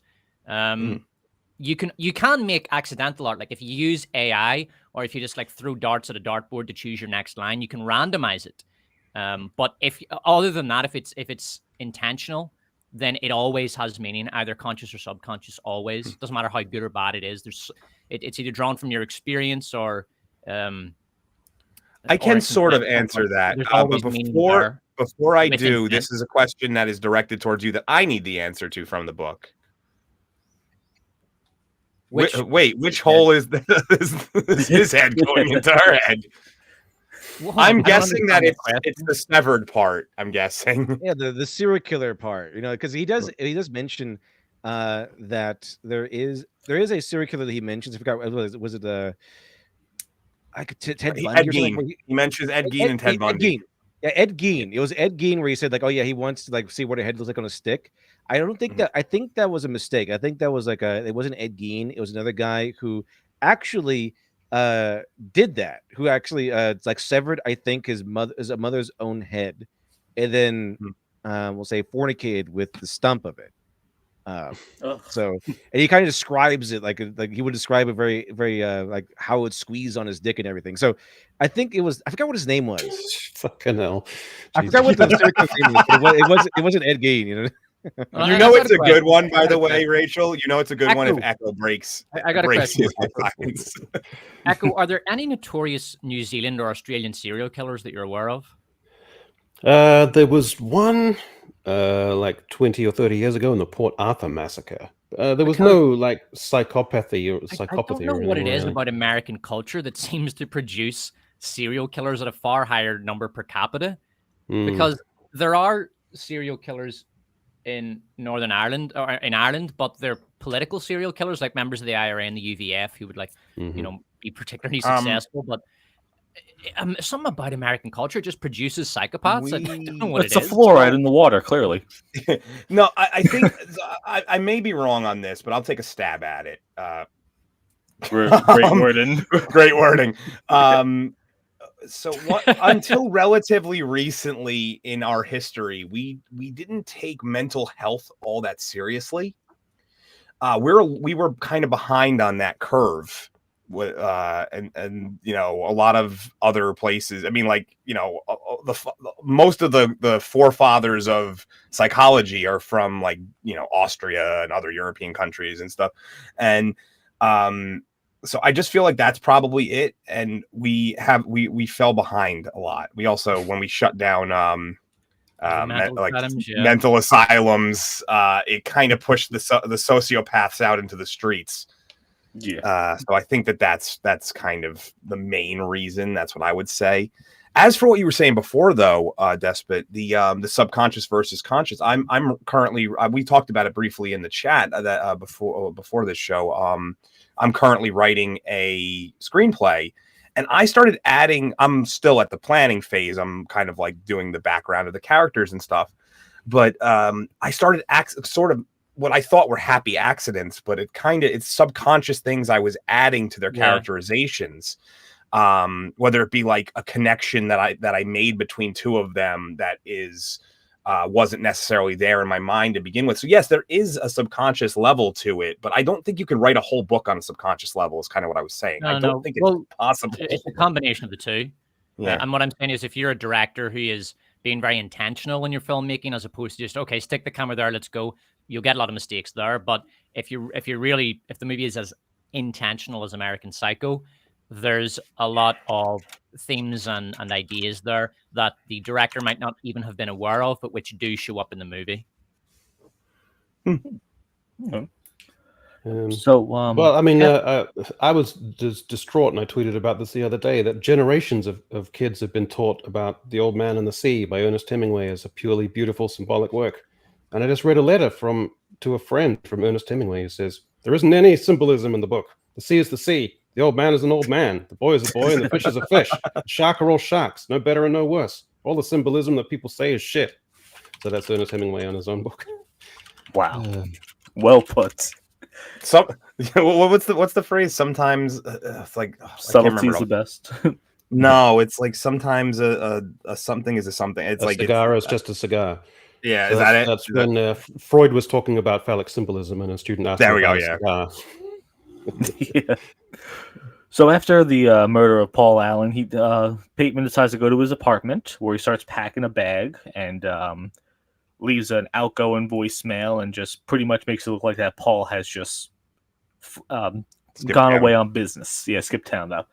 And then we get to the next day. Bateman, of course, is listening to his music, and he's informed by his secretary that a detective is here, Kimball. And I don't know about you guys, I feel like a lot of this is filler, because we don't really get a climactic ending. We don't really get a cat and mouse between these two. It just, as I'm watching this for, like, you know, as I'm doing the slides for this, I'm like, I really don't think a lot of things are happening. Of course, he's, you know, looking at nude magazines and just throws everything to the side, though. But just, I don't know. I feel like a lot of this is kind of wasted. So in the book, is there anything to this at the end? It's not necessarily a subplot. It's not meant to be a part of the narrative. It's just it's to evoke his psyche. So, for example, what the director did here, and this is an indication of how good her direction was, she told Willem Dafoe he did 3 takes for all of these scenes. I don't know how many takes he did, but he did 3 performances of these scenes. And in the first one, he was very friendly and didn't think Bateman was guilty. And in the second one, he was suspicious. And in the third performance, he thought he was guilty and was trying to pin him down and catch him out. And then in the editing, she mixed up those 3 performances. Oh, that's great. To evoke the paranoia and confusion that Patrick Bateman is feeling. So Willem Dafoe isn't so much a narrative character as he's a character who is there to help to characterize Patrick Bateman and to evoke his psychopathy and the inner turmoil of his mind. It's a brilliant directorial flourish. It's an example of just a totally inspired bit of directing. At that one part where it's like, what was it? He was doing one where he was suspecting of Patrick Bateman, and he goes, "Oh yeah, by the way, do you like Huey Lewis in the News?" Which is the song which is the band he was playing while he was killing Paul Allen. It's like, oh, maybe he's caught on to me. And then Patrick Bateman, to defend himself, goes, "No, it's too black sounding for me." Obviously, I would listen to everything. It's weird because, like, I remember the first time I watched it, and like even to this day, like Willem Dafoe's character always stands out to me. And then when I did find out about, because I've read that same thing that you just said, Despot, and I can really see it, the flip that happens. It's in his facial expressions. You can tell one moment he's like, whatever. It's like, why would one of his friends kill him? Like, that's later on. But the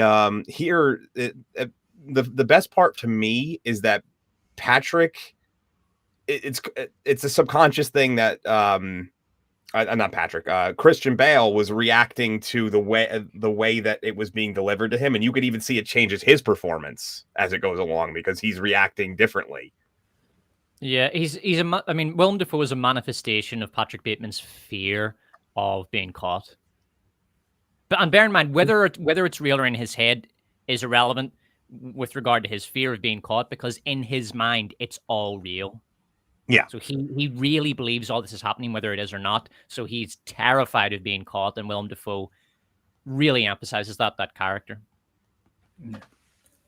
So he's trying to impress him by having Gene bring in special drinks and stuff like that, and they just talk about the disappearance of Paul Allen and wondering, hey, when was the last time you saw him? And of course, Patrick's kind of doesn't really pin down an alibi. I don't know if he does that now or later on though, but he keeps changing up where he was and when he met him just to keep Kimball, I guess, guessing at this point to see if he's actually knows that he killed him or not. It's a solid attempt, because a lot of times you might not remember exact specific. You remember, I was there a day or two. You do it all the time. I kind of like, when was it, 2 or 3 days ago? I was there. It's like you remember the general event, but you might not be able to dial up exact times and dates. So it is a believable attempt. He just sounds really stuttered the whole time he does it. Also, by the way, there's another portion that kind of details to you or hints to you that it was all fake, because when he's going to Paul Allen's place, he's like packing up a bunch of stuff for a vacation, like a fake vacation that he's going on, and then he goes and he leaves an answering machine message with his voice. He's trying to mimic Paul Allen or what he thinks Paul Allen would say, but it's clearly him. But they mentioned the message later on. It's like, oh, well, Paul Allen clearly said he was going to this place. But it's not Paul Allen's voice. Like, it's not even close to Paul Allen's voice. But people say, oh yeah, that was him on the message. So it's kind of like, bear in mind though, this is the 1980s. Like the answering machine voice, the quality of the recording would often be trash compared to modern audio. Yeah, that is true. I guess they could have put that in there, but they didn't mention like the audio quality of it. But it's just like also, he recorded. He's deliberately standing further back from the mic. It'll sound worse. Make his voice sound even worse and more distorted and more distant. So it is hard to imagine. It's kind of like if you put on an old VHS, you can sometimes be shocked at how poor the quality is. You just look at it and you think, "Fuck me, that's kind of unwatchable by modern standards." And you'd probably have the same reaction to answering machine messages from the 80s. You'd be astounded by how low the quality is. Bear in mind, they cleaned up the quality for movies, but if you go back and listen to the real thing, they sound awful.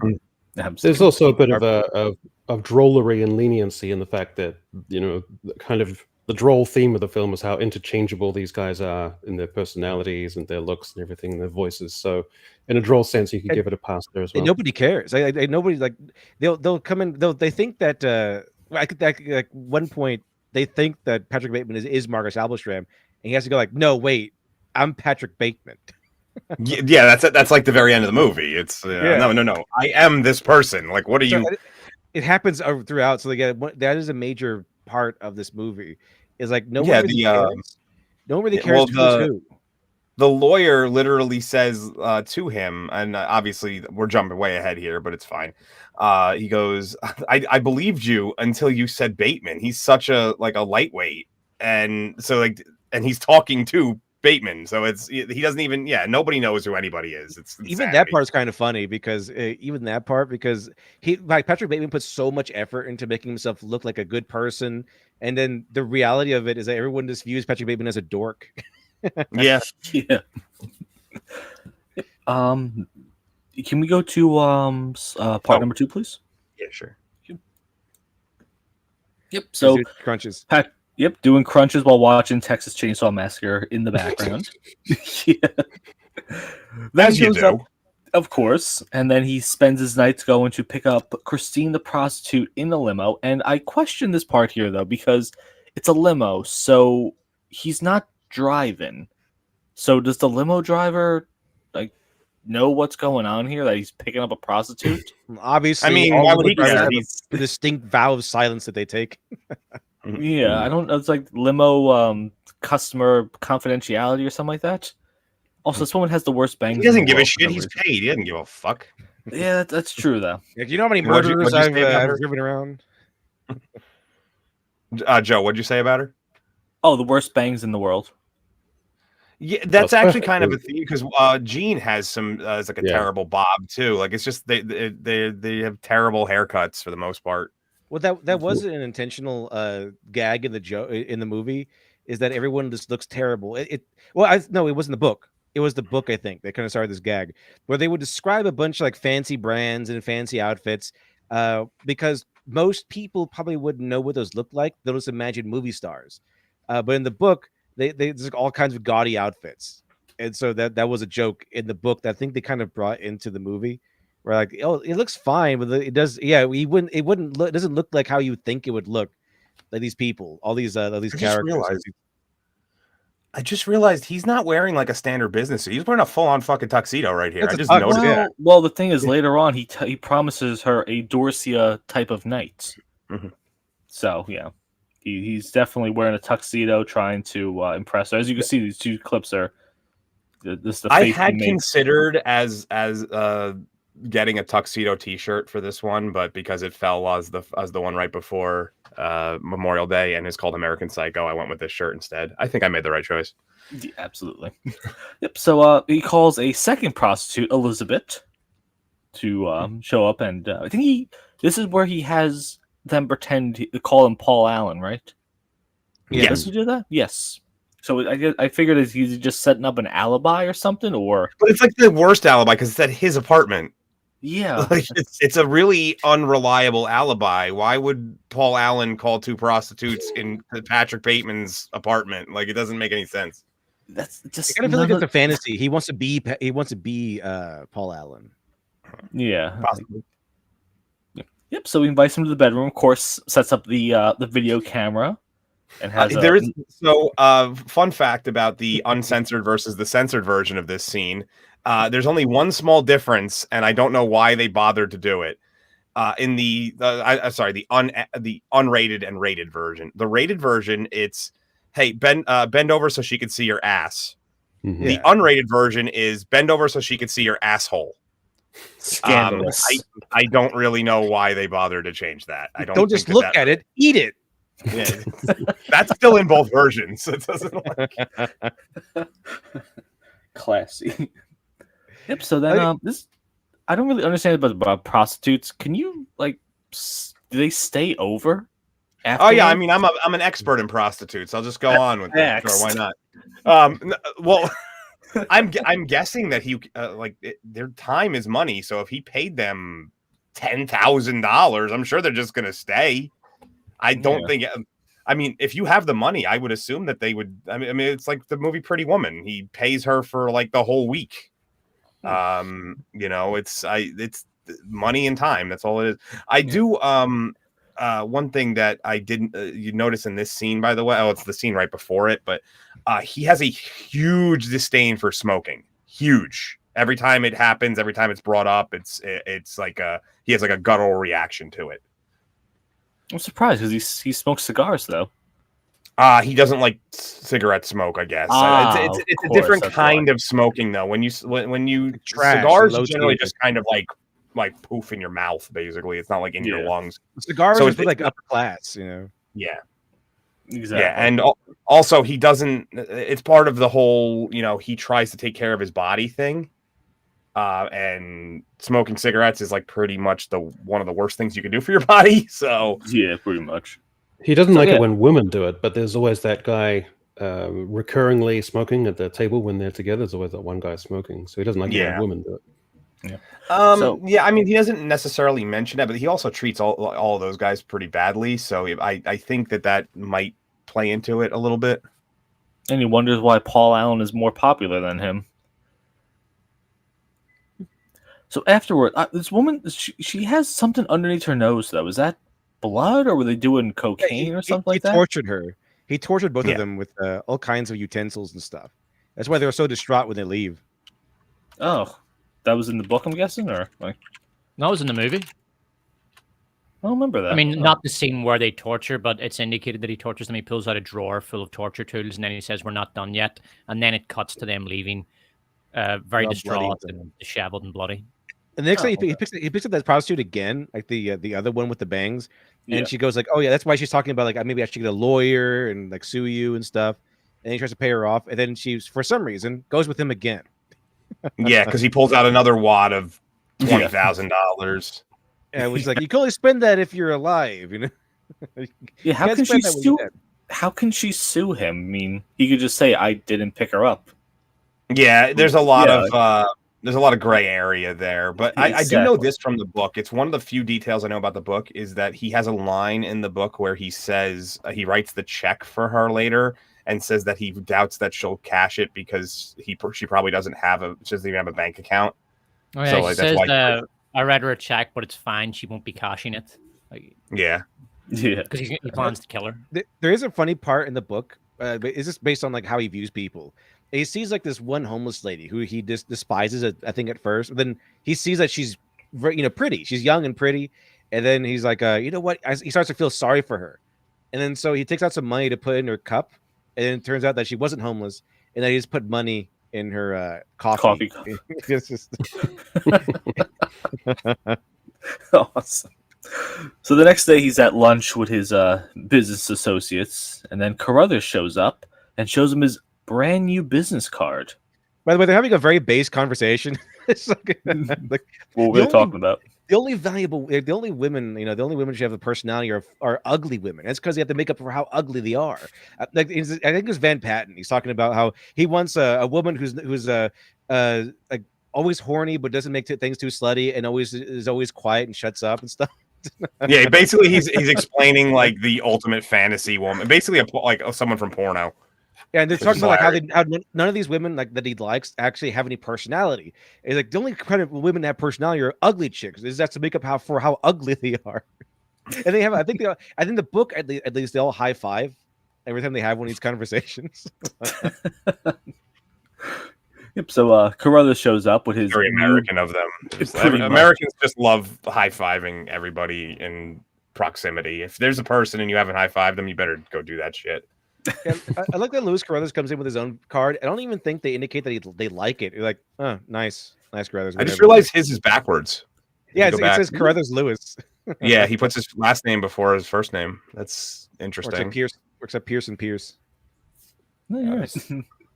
Yep. So so Bateman is furious Buddy about boy. this. Yeah. Calm down, buddy boy. Yeah. So Bateman realized that it's time to kill Carruthers.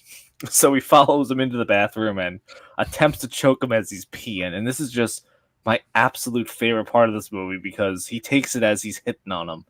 And he realizes that, oh no, Carruthers is gay and is hitting on me. And that's kind of where he says, I don't want to kill him anymore. He just leaves. Yeah, I think the unspoken reason, which I didn't get when I was a kid, is that this is the 80s during the AIDS scare. And so Bateman doesn't want to be anywhere near fucking AIDS. That's a good point. They mention it. Did not even think about that. Not too long after this, they're talking about how like, oh, if you can catch AIDS, you can catch dyslexia. And he's like, I don't think dyslexia is a virus. Oh yeah. My favorite thing is he washes the gloves. He washes the gloves. Yeah, he washes the gloves. He's just instead of just throwing them away, he washes them. After return some videotape. They're probably $30,000 gloves too. I mean, you can get Yeah, I mean, but he could probably afford them. I mean, he's literally giving people tens of thousands of dollars to shove fucking Yeah, but that's wire money. hangers up Love their is a like, thing. asses It's a or thing that something. he is bought. You know, he's a materialist. He's an ultra materialist. Yeah.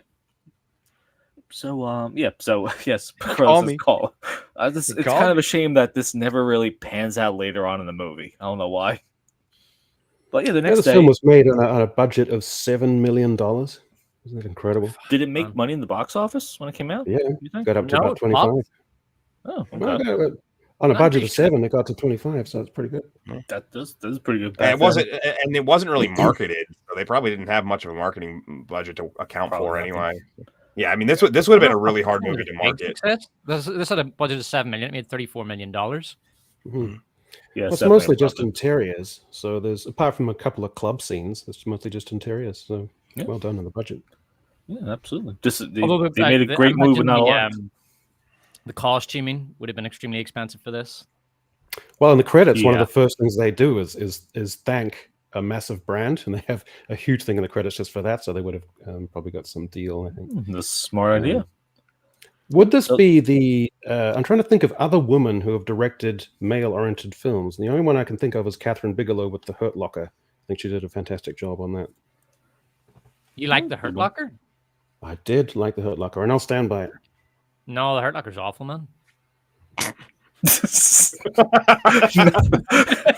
It was just the subtlety of the way you said that was no, it's No, it's terrible. Yeah, it was like you're wrong. it was emphatic. We will wait till the end of the video to talk about the Hurt Locker. I think we all have strong Okay, opinions. about that. I think what I'll do is I'll bring them back to debate the Hurt Locker. I think we should definitely do a live stream of the Hurt Locker. I'm next gonna week. do that. I've been trying to put together some debates anyway. I think we just found it. That would be perfect. Yep. So the next day, Kimball returns and they discuss music. And the reason why I put these two slides in There it is because he's shining the light of the. You really can't see it, but he's shining the reflection. Yeah, it's like of right it in in the his center of his face. head. Yeah, and he doesn't blink whatsoever. And then afterwards, he's in bed with Courtney, and she's talking about a relationship. I don't think she wants to marry Carruthers, but he tells her like, "Yep, you're gonna marry him anyway." So there's I think a she hinted distinct. suicide in that one. Go ahead, Lit. And she's hinting at suicide, I think, where she's like, "Hey Patrick, if I don't see you after Easter, then she pauses, like, have a good one, okay?" Because I think she's kind of hinting at suicide. And he's like, "What are you talking about? You're going to marry Carruthers, you're going to have a good life, and you're going to be his housewife or something." So like she's taking like nothing but drugs and all these things to keep her away from reality. So it does really feel like she's kind of hinting at suicide, but it doesn't really pan out. You don't really see what happens to her. A lot of scenes like this would be something that I feel like this movie does need an extra half hour to 45 minutes to really get through all these plot points, because we never see anything develop from that at all. One thing that I also noticed, so when he has the prostitutes and he's like having those moments, it's very much like porno fantasy. He's doing the flexing, he's doing like, look, when he's with Courtney, it's like, retards trying to hump a doorknob. He's just like, he's just, on top of her, just flailing and flopping. And there's definitely like so that's another one of those things that like how he might be perceiving himself versus his actual reality. Yeah. So they go to a nightclub. Thankfully, this one they can do cocaine in the stalls. Of course, the big it's bad thing cocaine though. It's mostly sweetener. It's sweetener, yeah. But if they do enough of it might work. Is that how cocaine works? Well, I would assume anything that you're putting in your system, if it's weak but you put a lot of it, it would just a cumulative effect. My favorite thing about the bathroom scene is that him arguing with the guy in the next stall. The guy's like saying, like, "Excuse me, I'm trying a new drug," which is, I think, also a Huey Lewis song. Yeah. I think it's a Huey Lewis song anyway. A Huey Lewis song, maybe "I Want a New Drug" is one of a Huey Lewis song. Yeah. Is it? Yeah, it's called "I Want a New Drug." Okay. It's like, I'm trying a new drug. and then Bryce gets in a fight with him. It's kind of funny. Yeah. Yep. So they meet these women there and they start talking. What was the line that we said earlier? I'm into murders and executions mostly. Executions She goes murders and accusations. Do you like? She says, "Do you like it?" Most people I know in murders and I keep doing it backwards. Acquisitions. In mergers and acquisitions, hate it, and then she talks to him on like a level that he almost feels stupid because she's asking him questions he doesn't have answers to because he's so super work. He doesn't actually have to work. He just shows up for work and makes and breaks appointments. Well, is he actually good at his job? Well, he clearly has a lot of money, so I'm guessing. I have a feeling, though, he probably gets a lot of softballs thrown his way, like deals that are basically already done, and that's why he didn't get the one that Paul Allen got, because he's probably not capable. But here it shows how hollow he is. All those conversations they show early on where he's just throwing buzzwords around and all that stuff. And then she actually asks him questions. And he's like, I've never gotten this far. Like, I don't know. I've never had to go past the, apartheid Sri Lanka portions of the conversation. I think Patrick Bateman does have some deep moments where he's talking, but it always comes from when he's talking about music and stuff, or something that he has a deep connection to. So like when usually it's around prostitutes, he just belches this out, but he has like a deep understanding of different like songs and how the music brings out these emotions in him. There's a whole chapter of the book that's called Genesis, where he just talks about the band Genesis, and that's it. Phil Collins. That's the whole. That's a chapter. Well, my favorite moment, I think, in the film is when he's talking about Whitney Houston's "The Greatest Love of All," and they actually have like a symphonic orchestral version of the song that swells underneath rather than the actual pop song. I thought that was such a beautiful touch. And they just make fun of him for it. They're like, you listen to Whitney Houston? As if she wasn't one of the most popular artists on the planet at that point. I guess because it's a guy who has it. He's a man, so it's weird that he had it.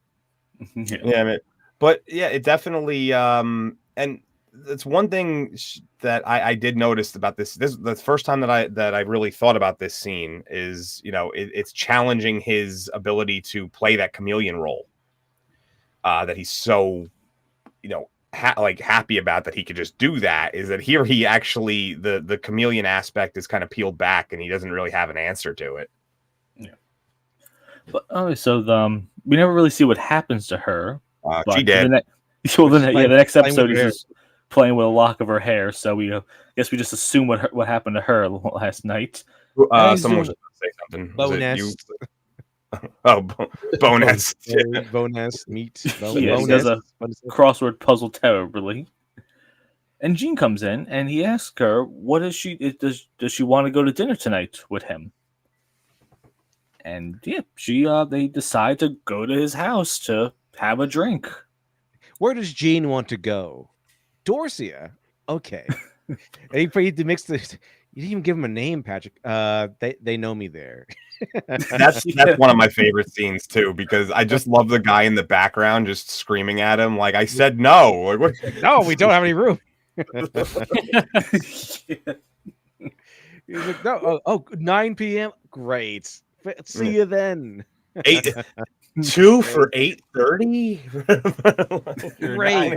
Perfect. Great. They all eat dinner very late, might I add. It's kind of. It's like Mad Men. They don't sleep in that show. Whatever. Yeah. So she goes up to his apartment. Of course, he gets her some ice cream, but sorbet specifically. It's very very fancy. Yeah. Is that a thing, Doc? I never understood it about Americans. Like, I'll pick you up at 8:30 or I'll pick you up at 9. It's way too late for dinner.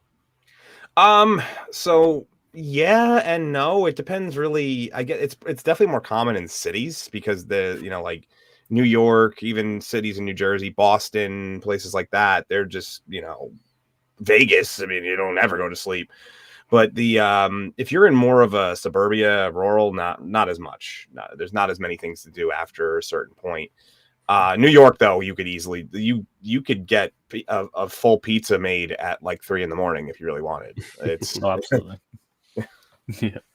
Yep. So this whole time he's just kind of trying to be charming, but of course she almost puts down the sorbet on the glass tabletop with no coaster whatsoever, and he's like, "You know what? This woman's got to go." But he hesitates and doesn't kill her. And again, just like I thought in the beginning, I thought these two were going to end up together, but he just... Why doesn't he kill her? This is my favorite face that he makes in the whole. I know, like, everyone loves the like ooh face that I used for the. I love this face that he makes because I think we've all done this probably today, where someone just said something and we're just like, "What the fuck are you talking Yeah, it's like about?" the constant face you have on when you're looking through Twitter. Like, what? Yeah, like, Another ridiculous, weird opinion to someone has. yeah, he does this so well. This what the fuck are you saying? Face. Complete disgust or Yeah. confusion or whatever. Like, what the hell you just say? Yeah, but why does he not kill her? Like, why does he kind of take pity on her in a way? Because she's in love with him. Well, he doesn't think that she's vacuous and superficial and therefore disposable. There's something kind of homely about her that would make it kind of vulgar to kill her, I suppose. Yeah, it's So- just... Yeah, she's also like there's the She's people that honest. yeah, that's what I was gonna say. She's not trying to,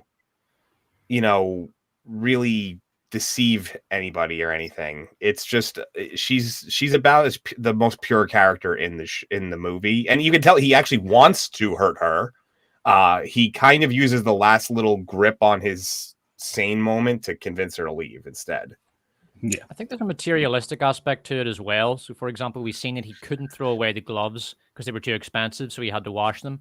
And he values her as a secretary because she is cultivated and pretty and high status. And I think in his mind, it would be a shame to destroy a thing that useful to him and that expensive. He sort of he views her in a materialistic way as well. He doesn't want to destroy his secretary for the same reason he doesn't want to destroy his gloves, because they signal high status. It's a good way. She's also pretty good at her job, despite the fact he doesn't make it easy. He's constantly changing things last second, and she's for the most part keeping him up to date with what's going on. Well, no, I'm just like steering his path correctly, which there's probably most secretaries would quit. If they would probably just because there's no shortage of secretarial jobs like clerical work. And again, notice behind her, you see the photo frames; they're all empty. Reflecting. Oh yeah, I never noticed that before. His everything about him is just this empty, vapid fake and put on. So he'll have photo frames on the wall, but there's nothing in them. In the same way, he will make a speech about politics and not mean any of it. He's just saying it to sound good. So the next day he meets with Campbell. I wish I got the clip for this though, because he just oversalts the hell out of the steak for some reason. He's like throwing it in the air. It's like... yeah. But yeah, this whole conversation, they're just talking about some music, and then he starts sweating because he thinks that Kimball is starting to suspect that he's actually the killer. I'm pretty sure, right? Yeah.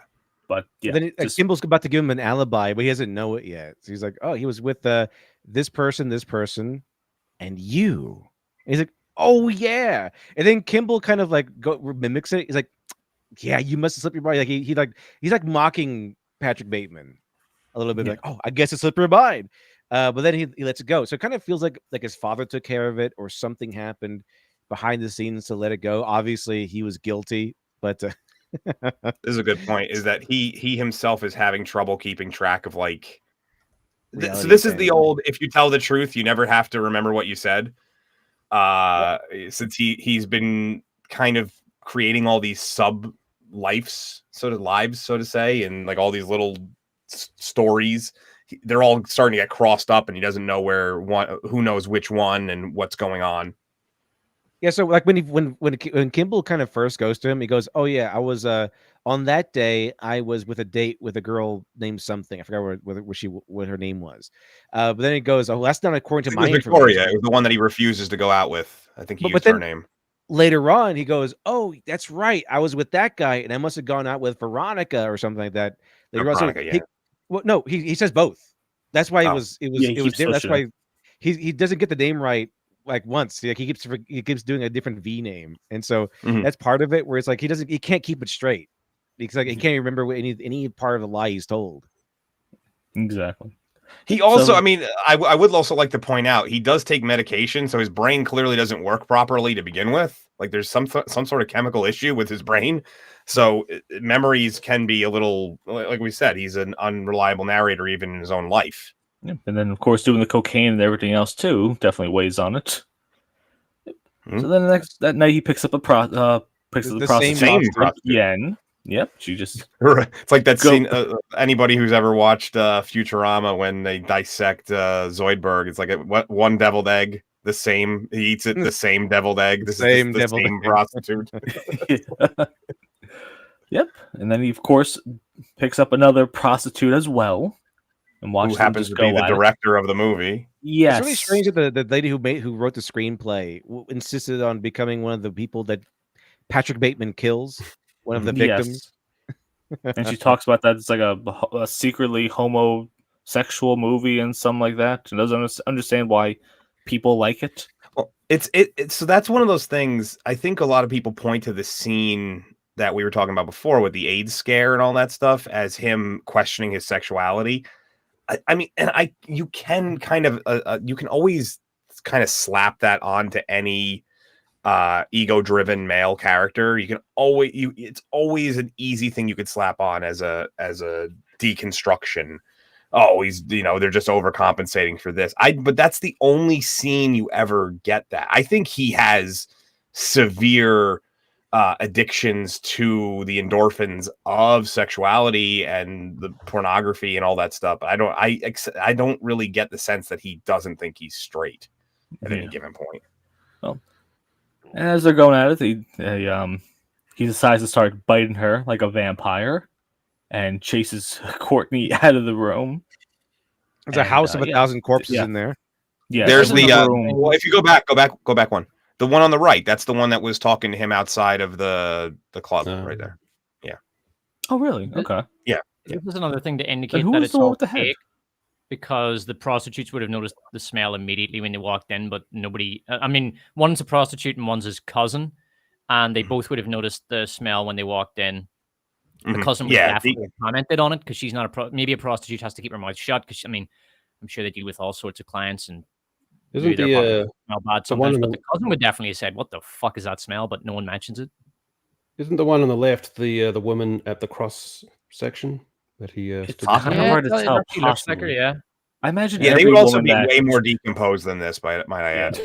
Yeah, there's a lot of bodies. I really couldn't get all of them because there were so many nude scenes in it, though. But yeah, again with his walls being paper thin, he decides to chase her around with a chainsaw as she bangs. Yeah, on here's every door.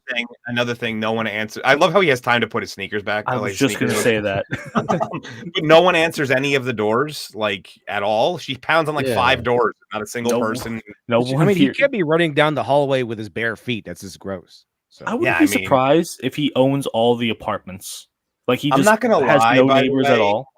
Running with like I know you can see he's wearing shorts in this slide here, but running. That's the censored version because he is definitely naked in the uncensored version.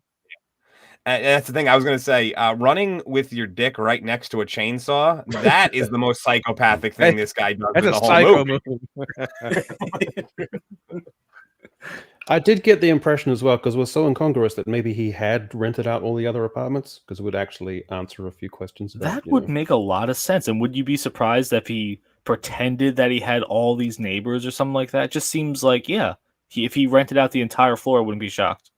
To be fair, like the more I mean, I've seen this movie many times, but just when you go through it frame by frame here, it does sort of force you to conclude that it has to be in his head.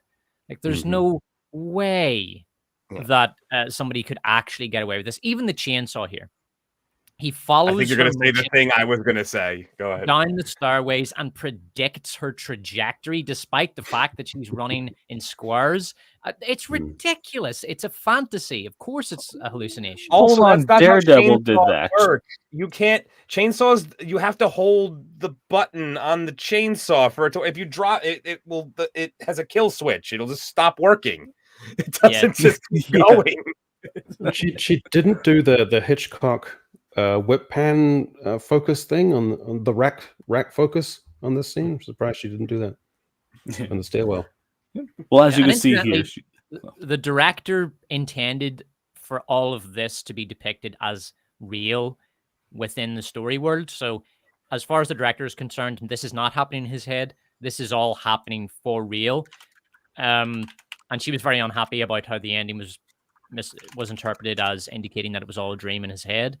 But it's not just that; it's just the lack of believability of all of this. There's just no way you could get away with this in New York. Like even this body, how are you gonna get rid of the body and the blood stains without anybody? I'll top that, Despot. How the hell did it hit her there? What do you mean? He could Look at where it hit her, right? Yeah. It hit her in like the top of her ass. He dropped it from over her head. How would that even work? Like, someone's nitpicking. Oh no! When at the end, where his secretary pulls out his little notebook and it's just filled with sketches of dead bodies, I always thought that what that indicated was that all the times that he's murdering people, he's actually just sitting in his office doodling, imagining this happening while doodling. That's a good way. Yeah. So since we're kind of going this route, I mean, you can go to the next. That was because that was relevant. Since we're going this, so one theory that I read years ago is, and it's a version of the "it's all in his head." This is his coping mechanism for how he is basically ruining the lives of people by being this, guy who essentially lets corporations take over, other corporations put people out of work, ruin their lives, all this stuff. And it's one of the reasons why the people he kills, a lot of them are downtrodden people, a homeless guy, a prostitute, things like this. It's people that are his manifestations of ones that have been wronged by society in a way. And that's one way that I've always stuck with that one. I've always said it makes sense in my mind that is that someone that has a psychosis and is trying to cope in their own head would perceive that himself as, well, I basically killed this person's life, and then he just kind of puts together this fantasy about it. I always went with the idea that it's satirizing or exploring extreme consumption. As like as the avarice of the 80s, and I guess it just extends into the psychopathic idea of consuming other people, their lives, destroying their lives, literally eating them. I mean, I think that's the greatest thing about this movie, is that we all just kind of gave our own interpretations, and none of them sound wrong. No, I mean, that's the thing. There are so many layers of depth and meaning to this. I mean, like Turn of the Screw, it's the same kind of thing. Like, is it all in her head, or are there actually ghosts? So, you can read it any way you like. No, except Paul Allen. I'm guessing that you're saying except Paul Allen is not downtrodden. I think that that one is that he wants Paul Allen represents the ultimate level of all of that, and how he wishes it could just end. That one is a little different than the rest of the murders, yes. And then the ones at the end where he's just running around shooting people to his own disbelief, which we'll get to soon. Yeah, very soon. This movie goes from 0 to 100, I think, really fast towards the end. Yeah, most of the movie happens in the last. We're almost done with the movie, even though we have a bunch of slides left. But yeah, he's at a restaurant. I forgot. It just looks like a regular diner, right? And he's this looks like this looks like a place that you would go to after a graduation. Yeah, it's not like a high school graduation. And he's with Evelyn here, and candle holder. Yes, it does. Yep, and they're breaking up, right? Like he's telling her that I forgot he is breaking up with her, right? At this point. Yeah, she doesn't believe him at first, and then he's like, "No, this is happening." Yeah, and she starts sobbing, and then of course, just one scene or another, he's all serious, and then he realized people are looking at him. Now he's all happy and trying to make light of the situation and everything. I like when he breaks up with her, she's not like, "But Patrick, I love you." She's like, "Well, no, Patrick, your friends are my friends, and my friends are your friends, so it really wouldn't work. We have to stay together." He's like, "You know what? I thought about it. Yeah. I don't really want. You can have them. Take them. You can have them. You're not particularly important to me." Yeah. Yeah, all the rooms and things and the settings are postmodern with random cultural illusions and randomized decor that doesn't really work. And someone found that candle holder on the table, and I just thought, oh, well, that's perfect. We're having that. You can see It looks like one of the aliens from like War of the Worlds or something. It does. Plates look like they're made out of plastic. Yeah. Well, They he's- probably he's- are. They're he's probably drawn- just. He has crayons. He's drawn on the tablecloth. You don't get crayons at a fancy place. I don't think Dorsia hands out crayons. Imagine this was Dorsia the whole time. We This is never what they were actually trying to see. get into. We never actually see Dorsia in this. Yeah, That's they why don't the explain picture- what. Yeah, there's no. They don't explain what Dorsia is, what kind of restaurant it is. I'm guessing it's French or something, but Yeah. So after he breaks up, whatever, he goes to take out some money at the ATM and finds a nice This little is stray a cat. weird scene. This is so strange. This must be something specific from the book. feed me me a a stray cat. I wonder if this is all in his head or not. I don't. Well, we're gonna find out from this clip. It has no sounds. Make sure you unmute yourselves. So as he's doing this, he's like, "I guess I'll just feed it." all the right, I guess I cat, will. But It's not a I gun. guess I'll just shoot the cat. Hey, Well, of stay, course, stop it's doing nice- that. Pa, pa. And then the police show up, which is very New Yorky. So this, I guess, it is kind of important because it does establish that there is literal hallucinations that he's experiencing in the film. Well, So look it how does he looks at the establish gun after it blows up. He's like, what the After- hell? Yeah, he's like, "This is not what guns do." This is Yeah. what terrible writing. Am I Mary Sue? What the hell? that. Yeah. Checks his. I have to admit that I think this film does completely fall apart in its last 20 minutes. This There's right so much here, stuff though. unresolved. It's so rushed. Well, Yeah. It doesn't work. Did you see how he looked? He looked very confused and looked at the ceiling. Though, it's because I think he's walking through the World Trade Center, and both of the lobbies look identical. Ah, right. So he think looks and he's like, "Oh, I'm in Tower 2. What the hell?" So he's like, "Fine, thing I'll is just that shoot this." And he guy." doesn't even know. The guy doesn't know who he is. He just says Mr. the Smith. guy- It's another one The of guy knew him. The guy kind of knew, like, oh, Mr. Smith, burning the midnight oil, huh? He's like, he just shoots him. So like that guy, the doorman or the lobby guy, like looked at Patrick Bateman and said, "Oh, I know this guy. It's Mr. Smith." Yeah, you're right. Everyone doesn't know each other's names in this. But I mean, Patrick Bateman's look can we even be sure that he's actually Patrick Bateman? Like at this point, Oh, everyone's you're called. They called him right. everything else. Yeah. but in this one, he does not shoot the security guard, and he goes up to the. I guess is it his office? He's at. I would Is assume this- because he got into it. I don't think he. Yeah. Yeah. Yeah, so he's calling his lawyer in Cannes, and he leaves a message just confessing to all the murders and everything like that. And it obviously, it's like a dead to rights voicemail, so anyone would hear would like, "Oh, I guess we should arrest this guy." So the next day he goes to Paul Allen's apartment, realizing that there's a dozen dead bodies there, and he has to start cleaning these things Kinda up. clean it up. Yeah. And then, of course, the apartment's actually being shown by a real estate agent. Yeah, it's like it kind of feels like if it's all real, then it's like maybe his dad stepped in and hired like a cleaner or something to or a crime cleaner to go in there and like I cover mean, all the this paint up. is there, so Yeah. So it kind of feels like it just got redone, that they kind of cleaned it out.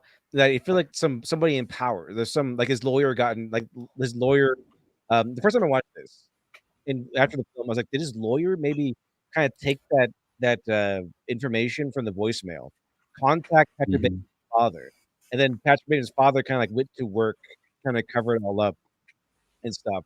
And then because he kind of tells him everything. And then this lady, "Oh, you learned it from the Times. Like you knew about this apartment from the Times." He's like, "Oh yeah, the Times." And she goes, "There was no listing in the Times." And then What? I think you better this almost feels like a random episode of the Twilight Zone thrown at the end of this movie. kind of, yeah. Like, I think the Um, suggestion is that it's so endemic and like as a system that the system protects its own psychopaths within the system, and it becomes self-perpetuating through that. So it's kind of like got this weird kind of existential element to it, conspiratorial thing as well. Is that what you guys? were yeah. getting?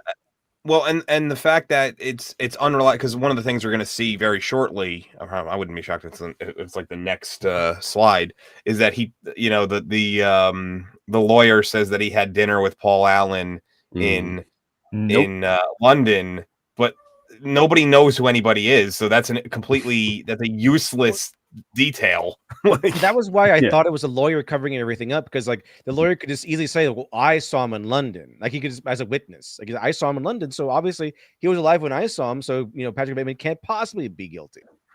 we have a super chat from Jacob WD40. A moment of silence for Tur's cousin, the stray cat, for $5 American. It's Yes, glad the cat did not die in this.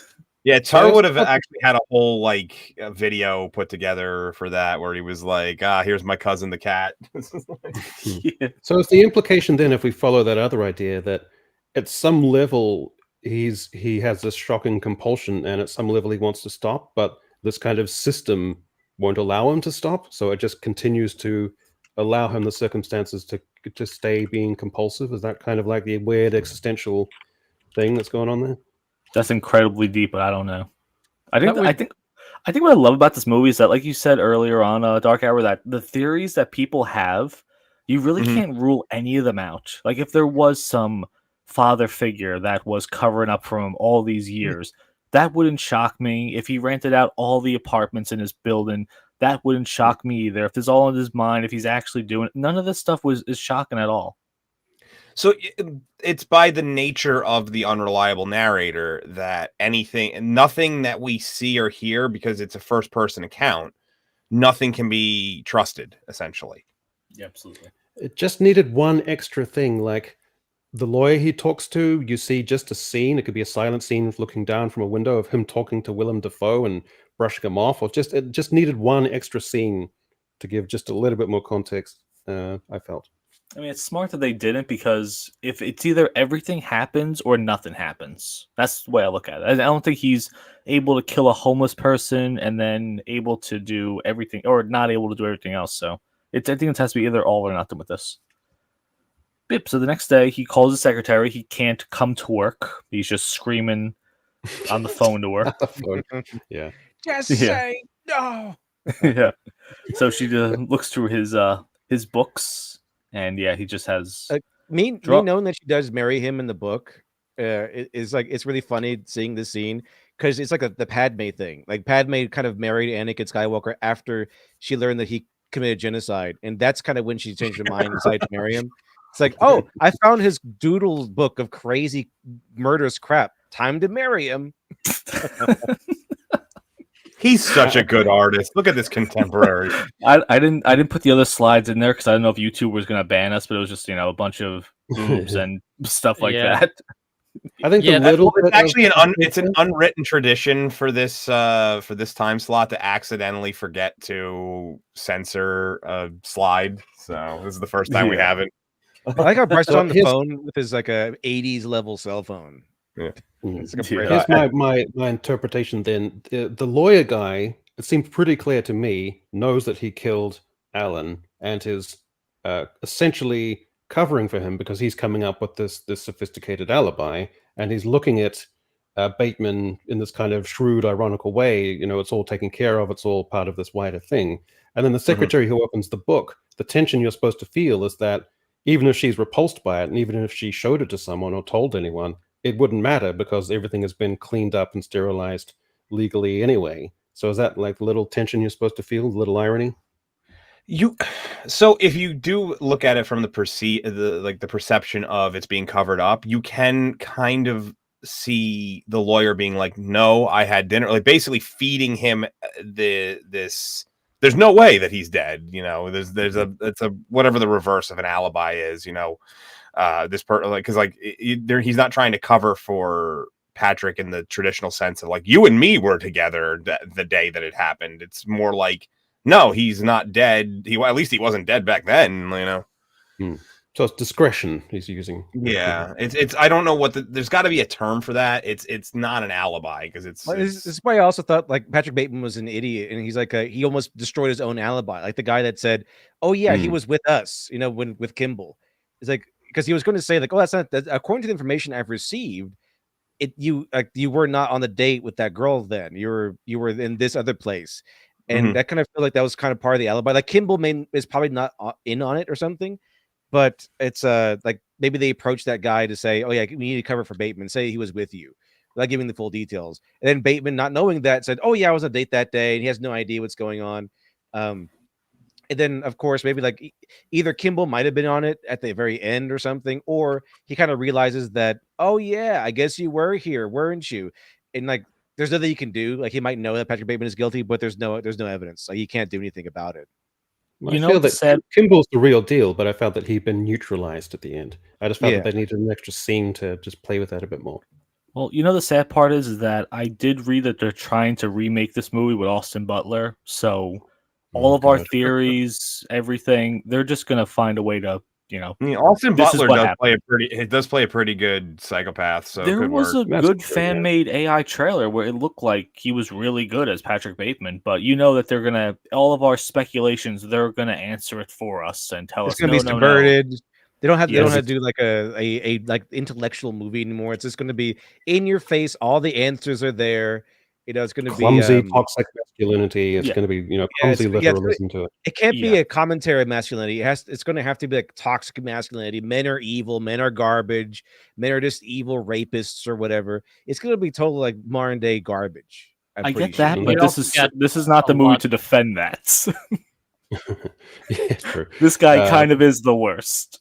But they'll try and give agency and depth to the women where it's not needed, and that'll also be a pain in the ass. Oh, the woman's going to be the secretary is going to be the main character, of course. Yeah, she's going to be the detective that takes him down, probably. Yeah, of course she's gonna. It's going to be her story, obviously. But back to his story right now. So he just realized. Oh, we do have the clips of it, but he just realized from the lawyer that he might be crazy at this point. Doesn't he call him by a different name too? Yeah, he calls him. He calls him the Marcus. Yeah. It's hard to keep track because they interchange the names so much. It's hard to remember which time they call each other which. Sometimes it almost feels like this guy, like Patrick Bateman's real name is Marcus Albostram. He's pretending to be Patrick Bateman. I feel like that sometimes, but he actually is Bateman. In my conception and reading of it, it's actually quite useful that the people are reduced to the abstractions of mishearings. Like that also is quite handy in my conception of it, for if there's like this other force behind things. Because Patrick Bateman is kind of fake. Like he calls himself an abstraction. Like this whole personality, this person called Patrick Bateman is fake. It's because he is a person himself, but he's not Patrick Bateman in personality. It's just Patrick Bateman is kind of a mask that he puts forward to fit in.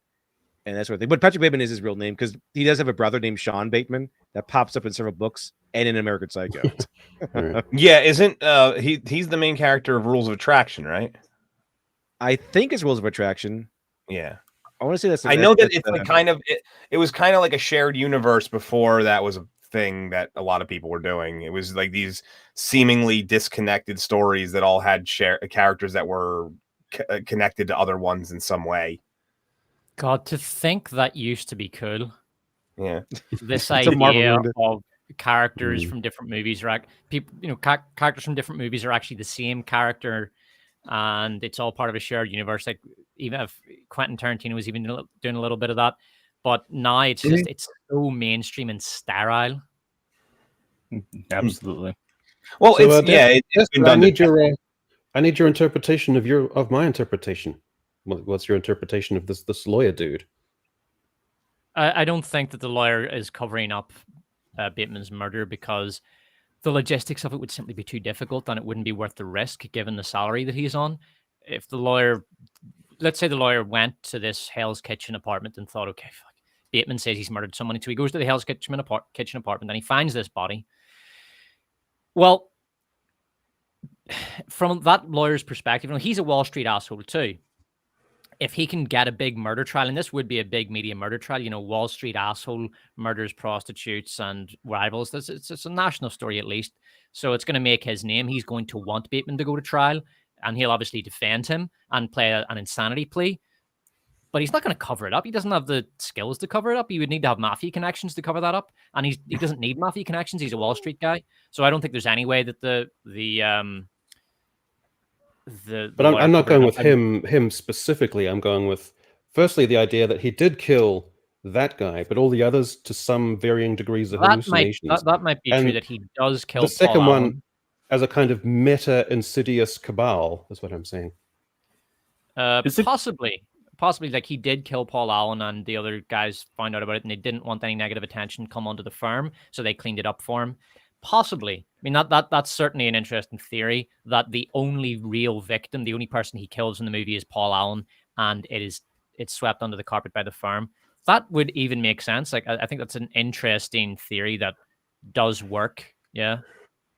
It's kind of crazy that what you guys said. I'm thinking like, yeah, that probably didn't happen. It's not like this big convoluted plan. However, it makes perfect sense if it actually happened exactly the way you guys said it. Like, there's really no bad theory to this at all. Well, I would say the only bad theory, given just watching the movie and going through the clips, is all of this is real and he did all of it. That's too far fetched. Like it's too ridiculous. Way too much. Yeah, too many shoes did not drop. Once you accept that, at least some of it either, I don't know.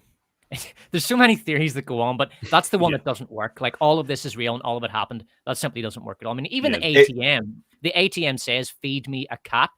Yeah. Like so that obviously didn't happen. So we know that in principle, he's hallucinating at least some of this. It's just a question of how much is he hallucinating? Is it just the ATM? Is it all the murders, including Paul Allen? Is it all the murders except Paul Allen?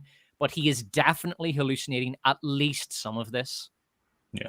The only ones that are kind of plausible that would first of all, the shootout with the cops they'd still have a full-on manhunt for him, and they wouldn't have stopped looking in that building. He would have never got out of the building. Well, also they had the helicopters there in a second too. Exactly. And like there was like 3 other cars showed up within moments, which now granted, New York City, there are actual patrolmen on pretty much every corner of Manhattan. It's just the NYPD is actually larger than most countries' standing armies. That's a fun fact.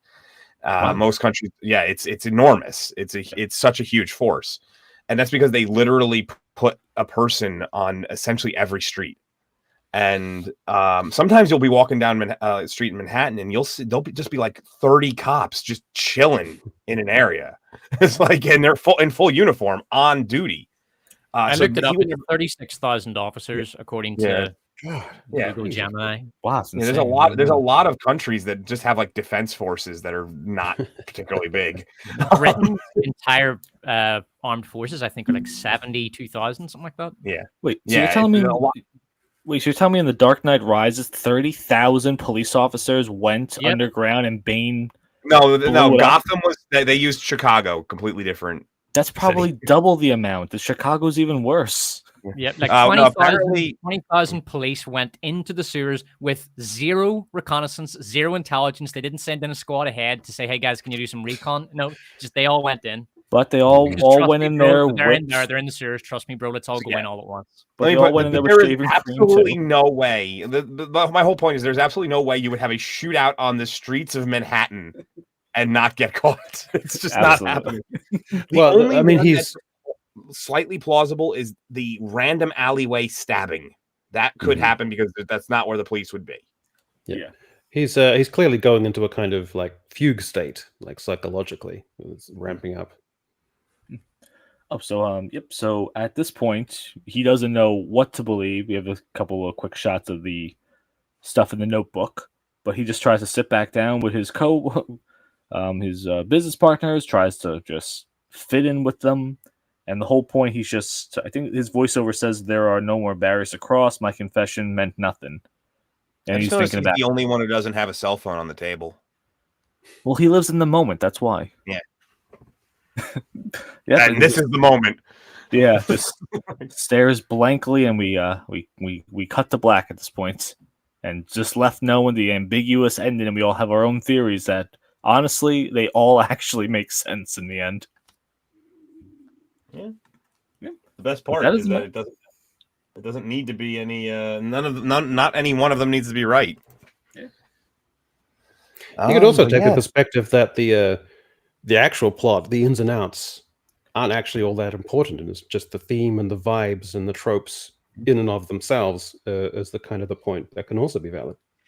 I think part of it is too caught up in the narrative. Like if you get too caught up in the narrative of American Psycho, you're kind of losing the point. It's a movie where it's more about the symbolism and the themes, and that's Yeah. I know that the themes have become a really annoying sort of trope and cliche recently, especially with, I don't know, for example, the Thunderbolts, people pretending that movie's good because of themes. But this is an example of a movie where it's themes over narrative, and it actually works out really well. It's done perfectly. Yeah, but gentlemen, that is yeah. American Psycho. So, And, like I was going to say at the beginning, is that while you're watching, you can be skating or dipping. You can just be watching it at a purely surface level as a kind of basic dark comedy. You can dip into themes from time to time, and then you can emerge back up. All that is fine while you're watching. You don't have to be stuck in one particular mode while you're watching the film. I would normally I would get rid of the slides, but something about this slide just sums up everything. So I'm just going to leave it up for a little while longer. There's a real confusion. It's a perfect shot to end on because his face here perfectly evokes the confusion and the ambiguity of the movie itself. Mm-hmm. Yeah, it's but yeah, definitely it's one of those movies that every time I rewatch it, I'm like I learn a little, like I notice something else, that's definitely a thing. But let's go around the horn, I guess, to see if anybody still has any like last minute thoughts. Oop, I just clicked the wrong thing. And there we go. I guess so. We started with Lit Dev last time, so let's start with Despot this time. Any last little things we might have missed as we went along, or anything like that? No, nothing in particular. Nothing that I can remember offhand. I mean, you're constantly having thoughts about this movie as you're going through it, but yeah, nothing. It was a good chat and enjoyed it. And one thing I will say, just as we were going through it, I watched it many times, but I haven't watched it recently. I think I watched it last year, maybe. But anyway, as we were going through it, it became more and more apparent that yeah, a lot of this is clearly hallucinated. A lot of this doesn't happen, and it's really just a question of deciding as a viewer how much of that is fake. The interpretation I would probably ultimately go with is that he murders Paul Allen and the homeless guy, probably, and that's it. I think the rest he hallucinates. Yeah, I could buy that. I guess we'll go with Echo next. Any last thoughts that we might have missed? I'm kind of thinking that the budget kind of shows a bit. Like there's a kind of running gag that the opulence or the chicness that they esteem, and particularly Patrick Bateman esteems, he can never quite rise to that, and where the places that he goes and like his social milieu. But I also think that the film, because of its micro budget, actually it did need some degree of showing hyper opulence in some proper way that's slightly missing, because everything seems a little bit ad hoc and thrown together. The sets can be a little bit sterile, even if that's kind of ironic. It's a good film. I don't think it's a great film. I think it's missing. It feels like there's 5 minutes missing, especially in the last act. I do agree with you on that. I enjoy it. I don't think it's endlessly rewatchable. Great performance. But yeah, it's not a classic for me, but it's always a good watch.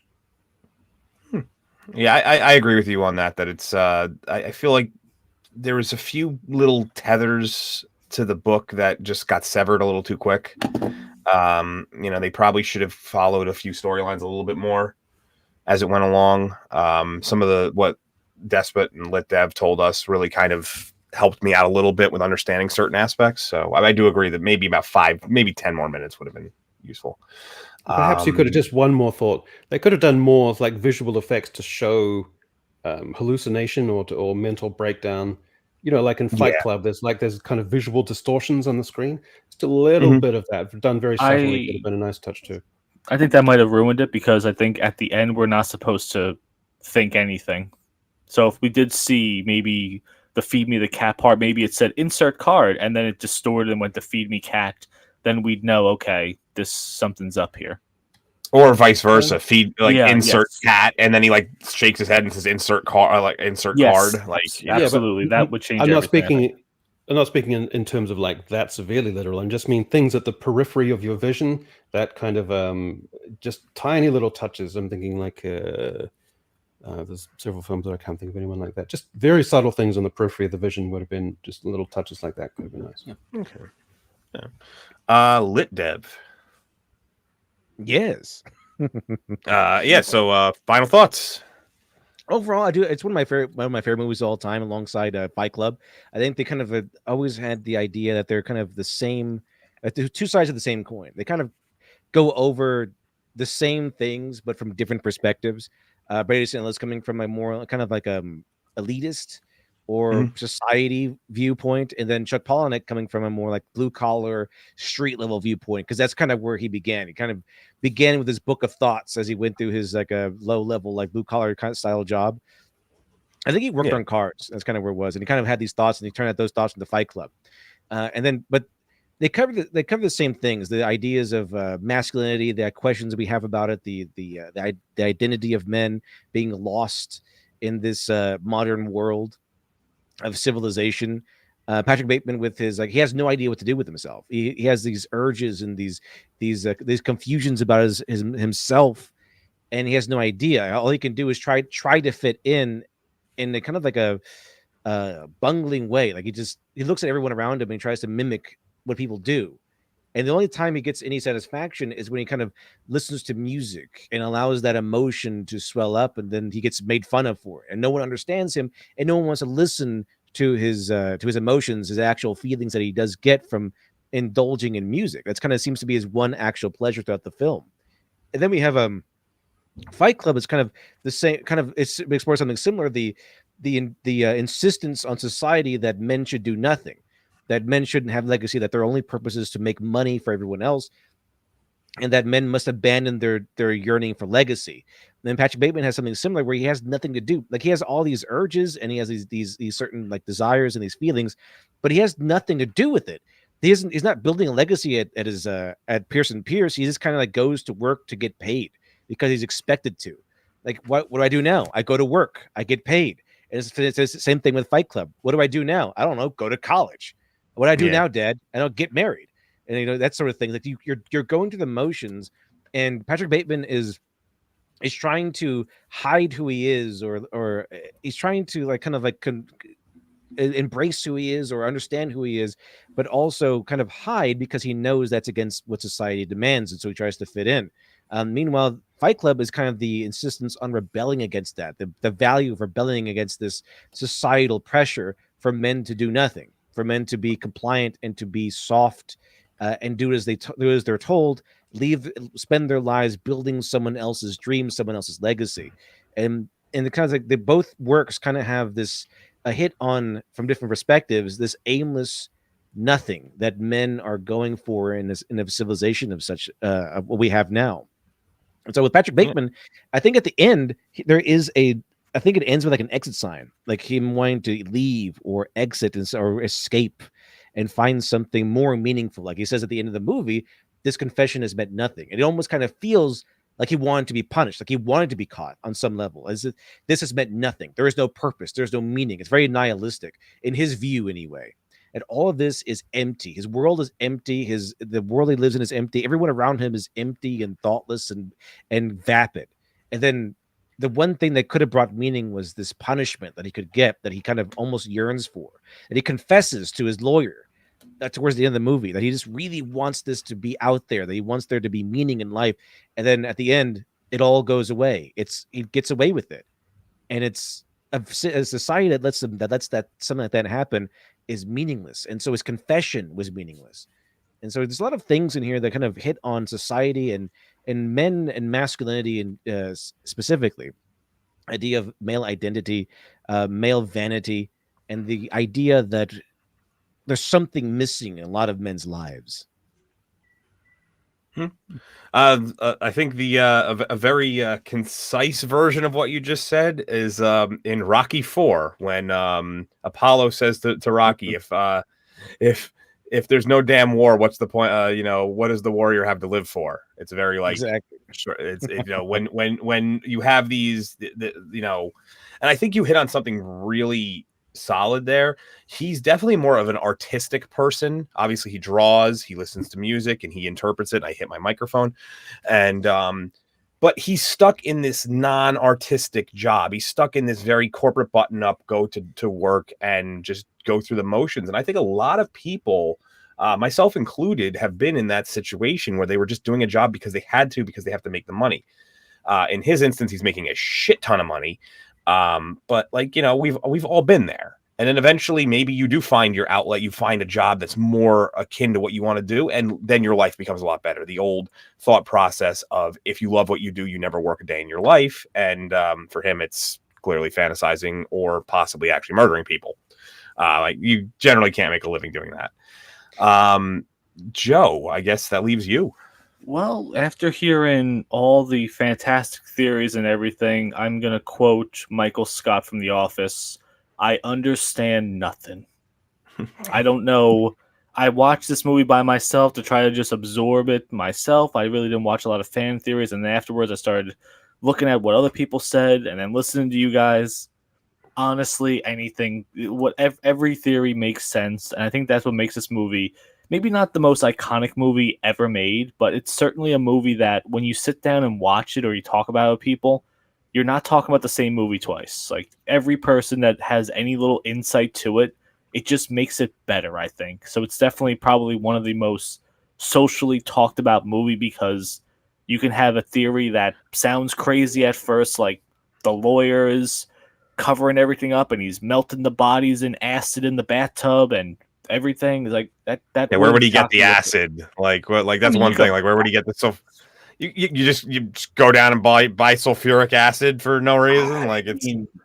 If it's possible, I mean, if a father figure has been covering up these things for years, you must have a supply of it somewhere.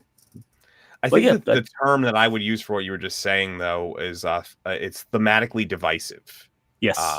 And that's what I would say, that no two people are going to perceive this as the same way. They may be close. They may have a really close idea of what it is, but it seems like everybody has at least a slight differential. Yeah, that's the best way to put it.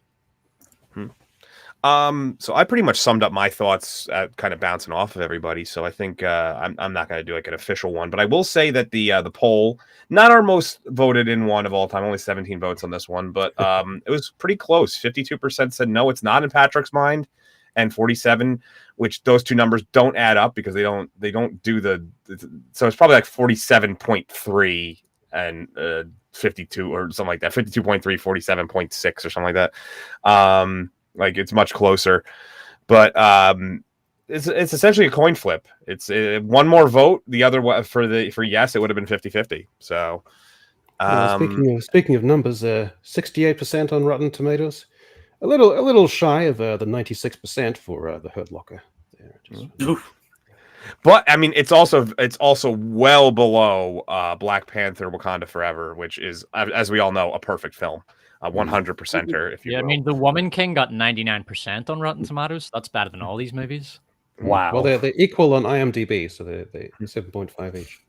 Okay. Well, but all that does is that leaves us with everybody's favorite segment, and that it is time to plug your shit.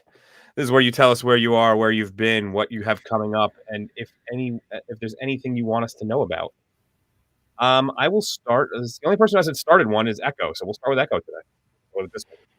Well, my new half-hour-long video on the state of literary prizes is performing terribly, so I'm going to be mucking around with a thumbnail and title to try and resurrect it.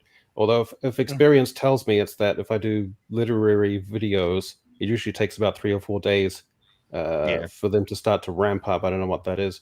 So that's what's going on there.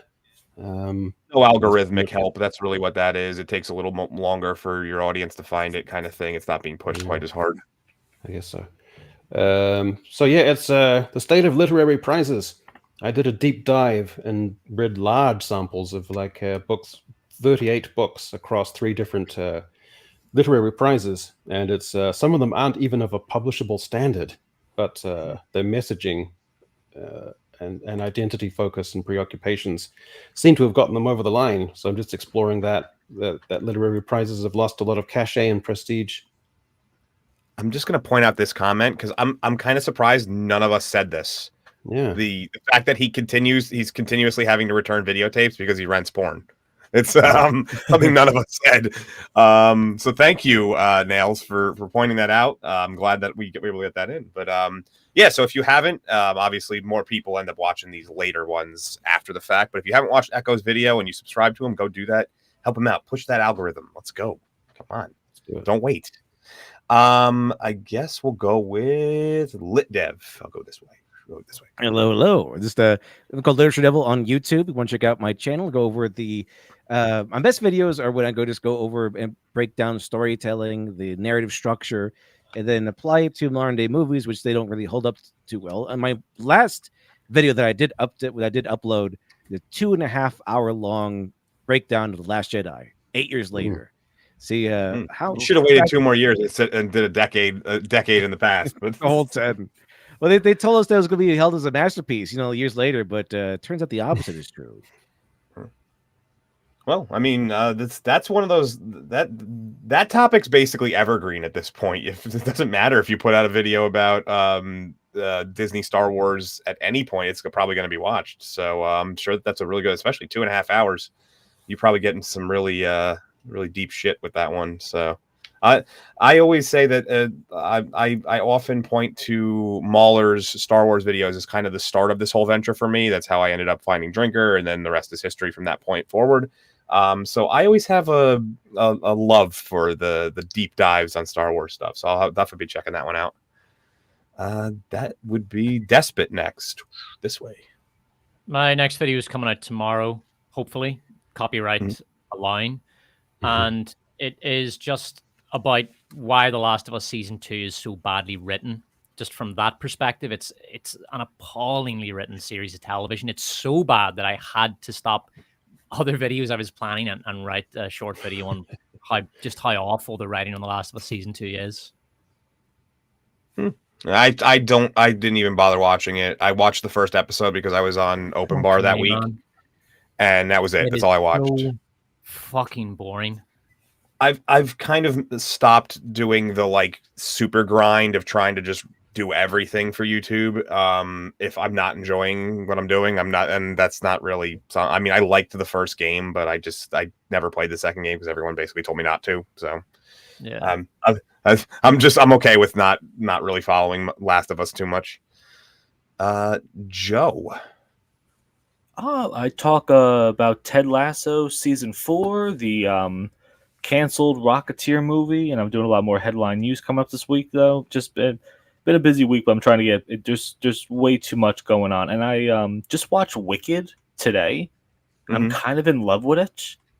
So Wicked has a very beautiful look to it. So it's really easy. It's like a sensory overload.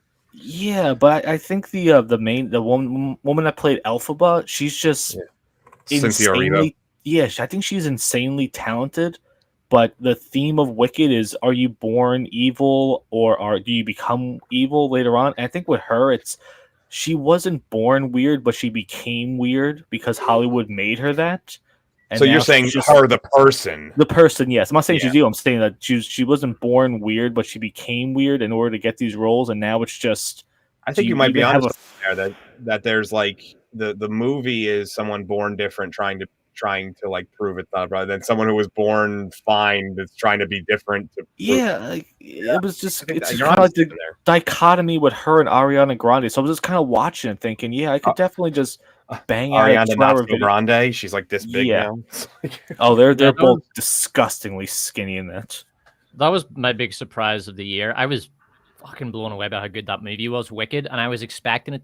Honestly, I was expecting it to be a big pile of woke trash. And I was shocked how good it was. It was very faithful to. So I've seen the play. I've seen the musical when it was on Broadway. I don't know if it's still there, to be honest with you. But it's very faithful to it. They extended some sequences to make it longer, obviously, for movie purposes. But it is very faithful. And the stuff, the environmentalist stuff that's all in the play too. That wasn't added, and the animals and all that. That's all there. So yeah, it was. I thought it was one of the best looking things in terms of CGI I've seen in a while. I mean, obviously, I prefer practical. They did have some practical effects, though. I remember there being that whole dance sequence with like the floors that were moving and stuff, and that was real. Yeah. It was pretty cool. As for me, I've already seen Karate Kid Legends. It came out? No, it doesn't come out for another week. But my video will be done. I'm just not going to drop it till the movie's out because I don't want to. First of all, it would probably get killed if I did it too soon anyway. But so I'll be dropping that probably the 30th, 31st in that range, and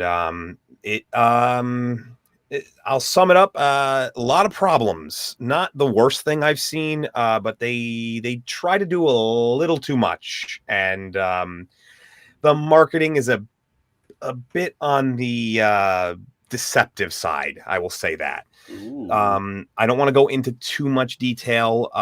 There's a possibility. Like I said, I'm gonna try to drop the video probably the Friday. I don't want, because if you drop it the same day it comes out, the Friday gives people at least enough time to be like, okay, this person probably actually saw the movie. I had one a while back where I saw it early and I dropped it day of, and people were like, you couldn't have possibly seen this. How dare you? And that like killed my video. But yeah, that will be the next thing, and then we'll be back. I don't remember. Let me see what our next show thing is. That is the wrong year. Jaws in about 2 weeks. We'll be doing Jaws. So kind of kick off the summer. And Jacob, yes, that is Danny DeVito. That is the patron saint of New Jersey, from Neptune, New Jersey. But yeah, that's why he's there. I worship Danny DeVito. He's our patron saint.